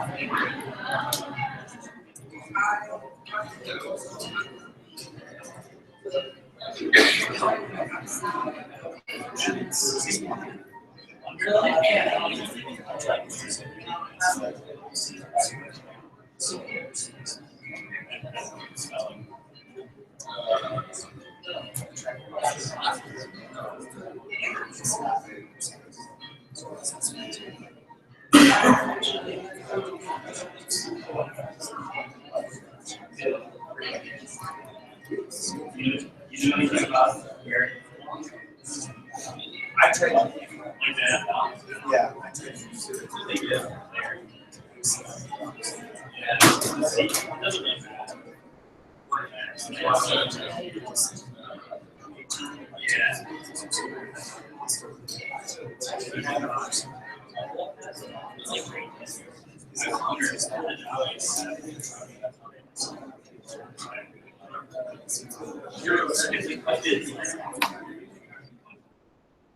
There's some ideas that just.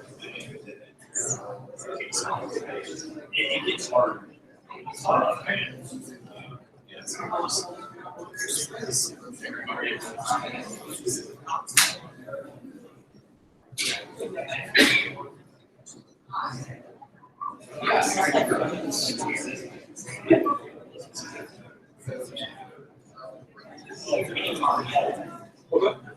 Okay, sure.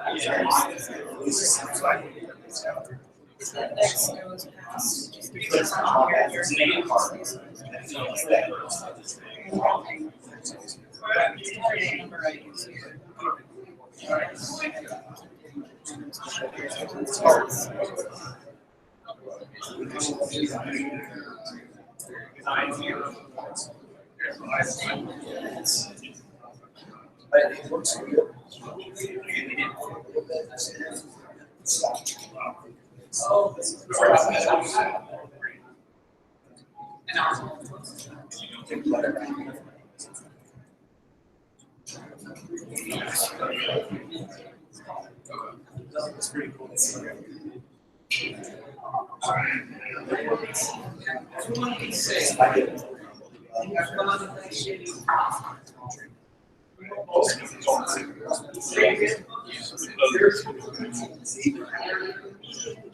What you want is you don't have salts. It's separate. So big one is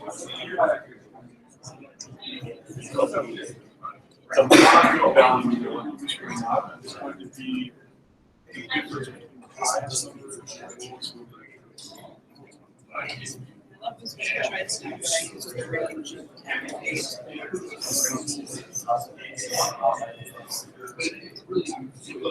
Yeah. So we'll have, we'll do that, we can put them separate. You'll have,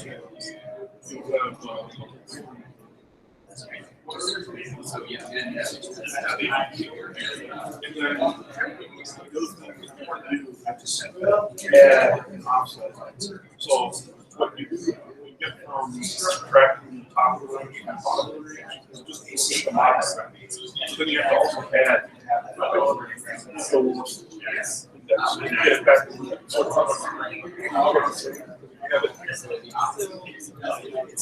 Yeah, that's.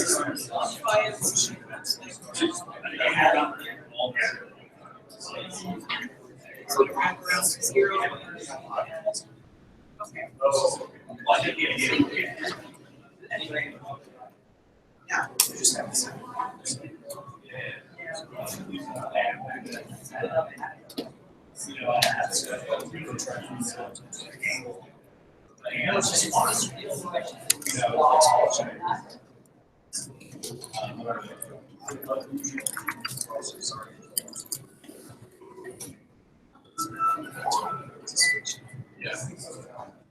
Yeah, no, that's like.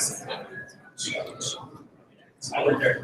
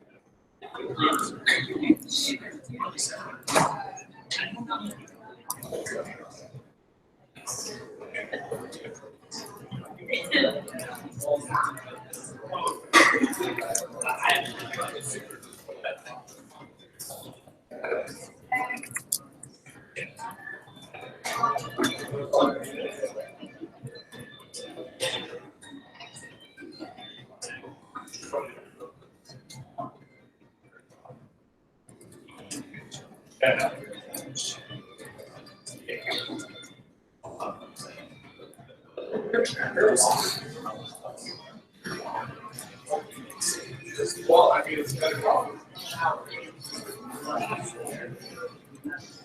This, like, you look at the characters that you get a lot.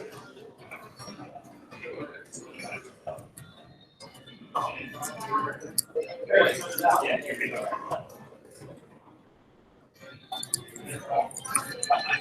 These guys.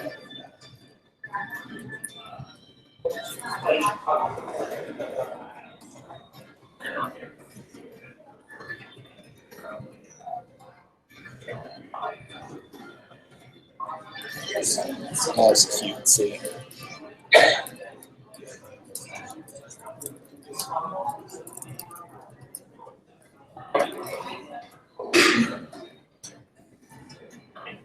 Yeah.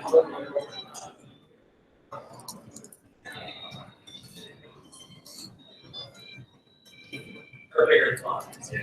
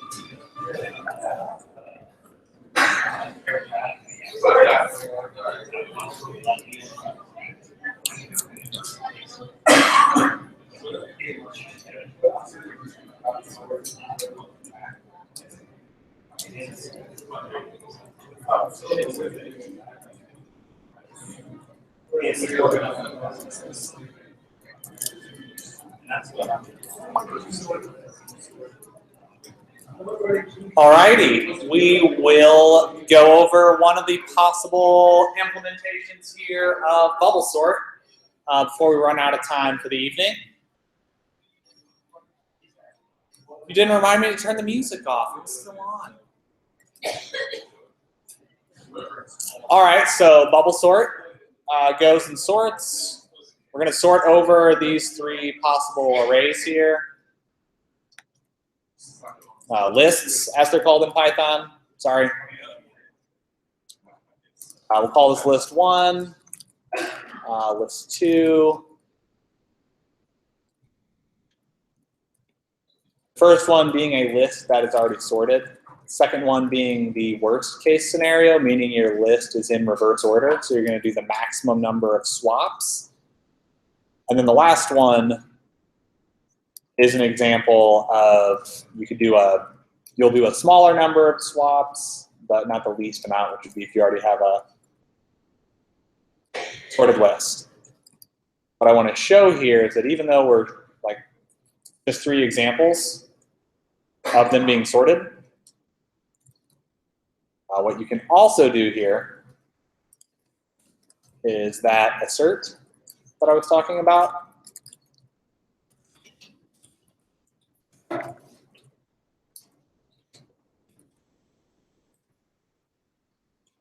Mentioned this last week. So I want to assert for all three of these that following the built-in sorted and bubble sort return the same values. The program did not error, which means it worked. Now, if I went in here and we'll say,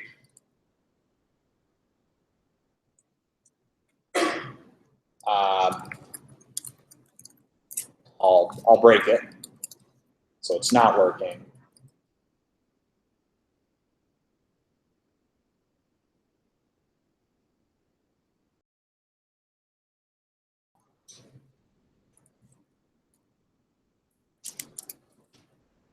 Hold on.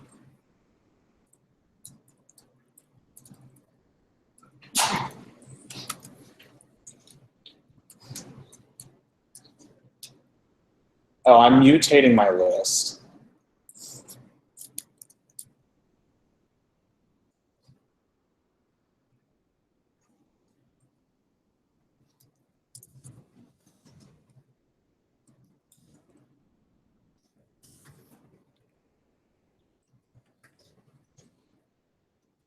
So remember what we just talked about, where you can change the values in a list and it affects all of them. Now, I don't want to change the list that I was given. I want to create a new sorted list.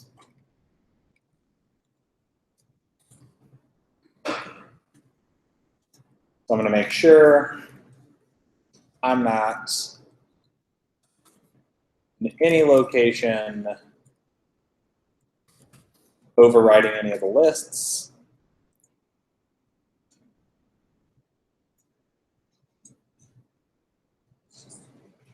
Yeah. Make that correct. So down here, I got an assertion call. There's no error message because I didn't give it one. But I got a call because my list is not properly sorted.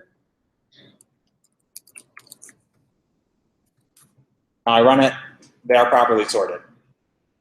So the reason I'm calling lists in all these little spots here is to make sure when it goes through here and it reassigns these values, the positions in the lists, I'm not actually modifying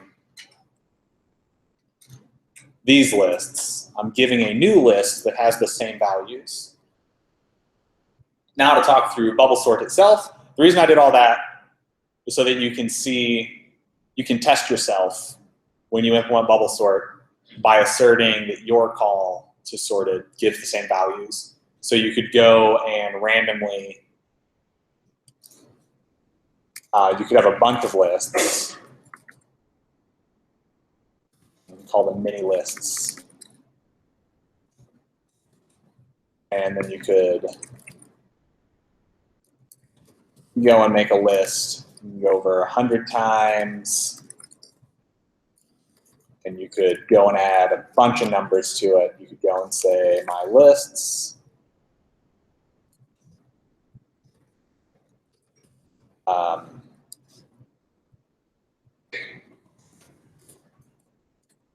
You can append, new list,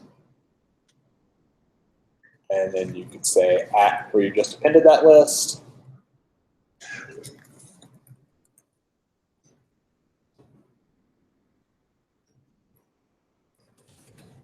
You want to then add a number to it.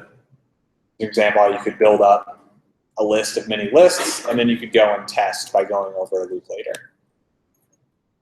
I won't keep that. It's not necessary for bubble sort, but for testing, that's sort of a pattern that can be nice to use. Generate a bunch of data, test the way you use works for that data. Bubble sort here. Basically, while the list isn't sorted, keep doing a bunch of stuff. In this case, we go over every item in our list. So in this case, for index and range, starting at 1 was the choice here, which means it will start at the first position, and then always choose the one before it. So by doing this, you ensure you don't accidentally go further in your list than is possible. So a lot of people were doing something more along the lines of 0 to the length of your list. What will happen there is you potentially go too far in your list. So one way to sort of get around that, you can implement it in the inverse way as well. But if you start at 1, you know, all right, the previous index is going to be the current index minus 1.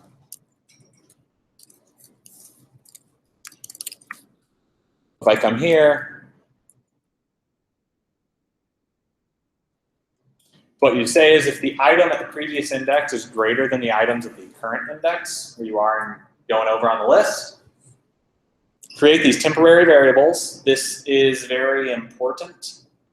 If you don't create the temporary variables, you run into the very high likelihood that you will end up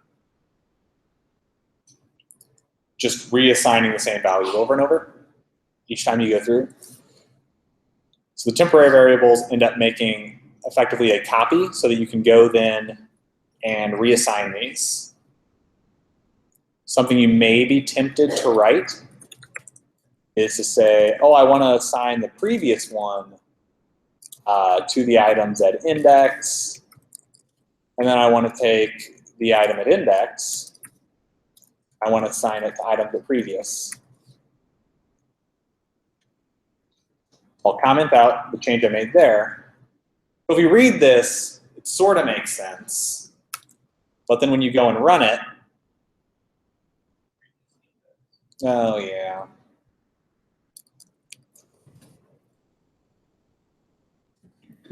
Previous index. You get an assertion error. And if you look at what happened when you ran bubble sort, so the first one's fine because it was already sorted. But as soon as your list isn't sorted, you end up just getting the same value over and over. Because what happens at this point in your list, so this is going to print out a lot. But if we go here and we print index, and we print our list, which will be items. And we print what it is at the index.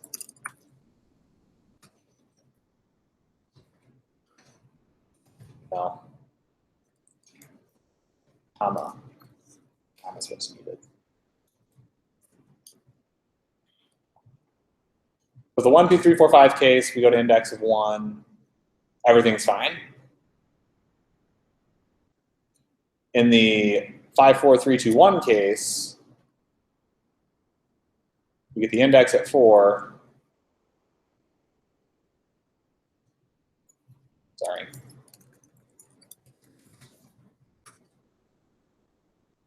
Make this easier to read. Put a blank line.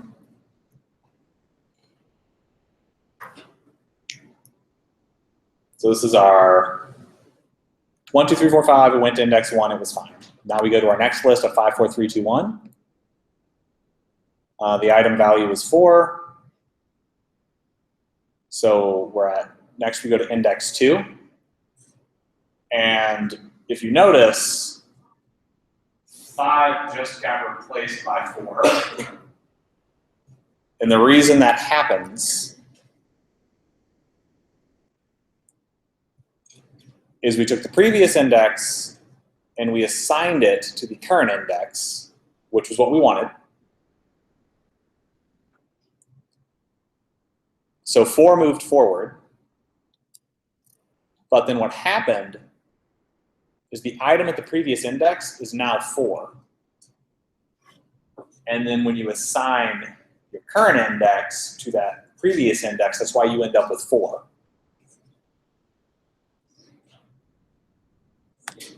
Which is why in the very end, if you go and you do that, it will end up reassigning until it gets to the very end of the list where that 1 is.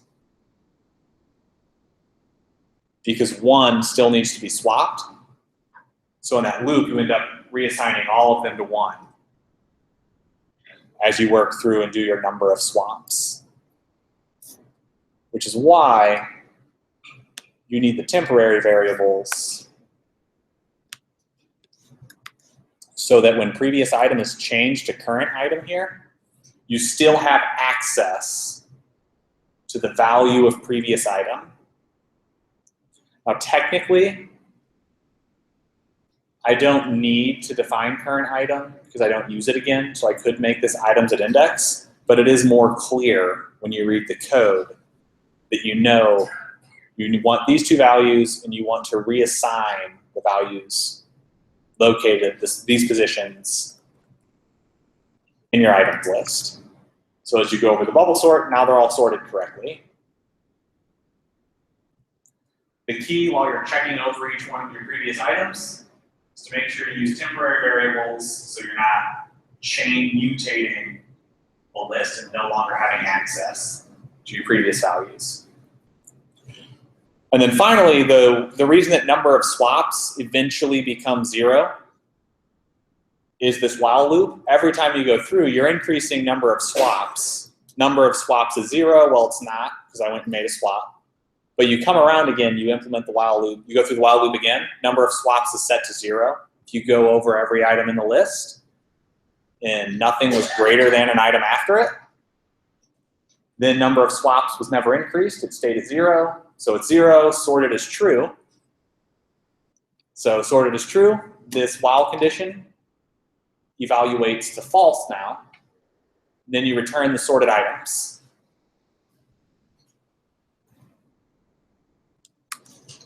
And that is an implementation of bubble sort. That'll be the only one that we cover because we are now class done. Unless anyone has any questions. Yes.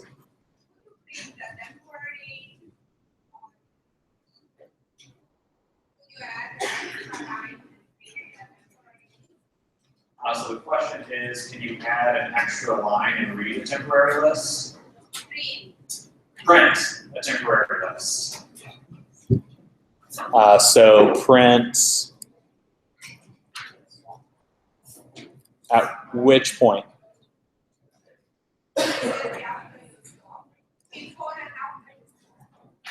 Okay, so print items before the swap and print items after the swap.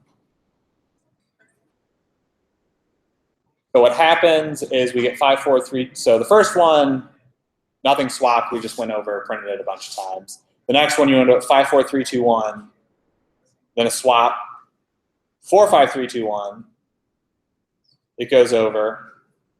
No swap occurs because 4 is less than 5. But then it goes, oh, 5 is greater than 3, so it does a swap. Starts over again. And it keeps going through. And it gets 5 all the way to the end as it's swapping. Because up here, as it goes over the for loop, it goes to the previous and the current index, and it's swapping them in place. So it's going to keep reading it and moving it forward.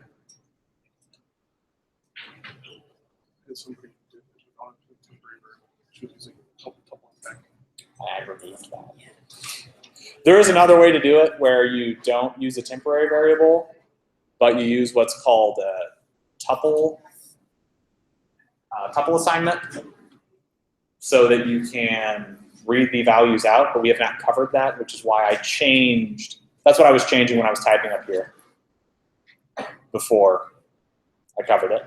Because it does this under the covers by creating temporary variables and then reassigning them. But that is all we have for the evening. Enjoy your Thanksgiving and come back Monday. Tom will be covering the class. And you do have an assignment due Sunday night, so don't forget.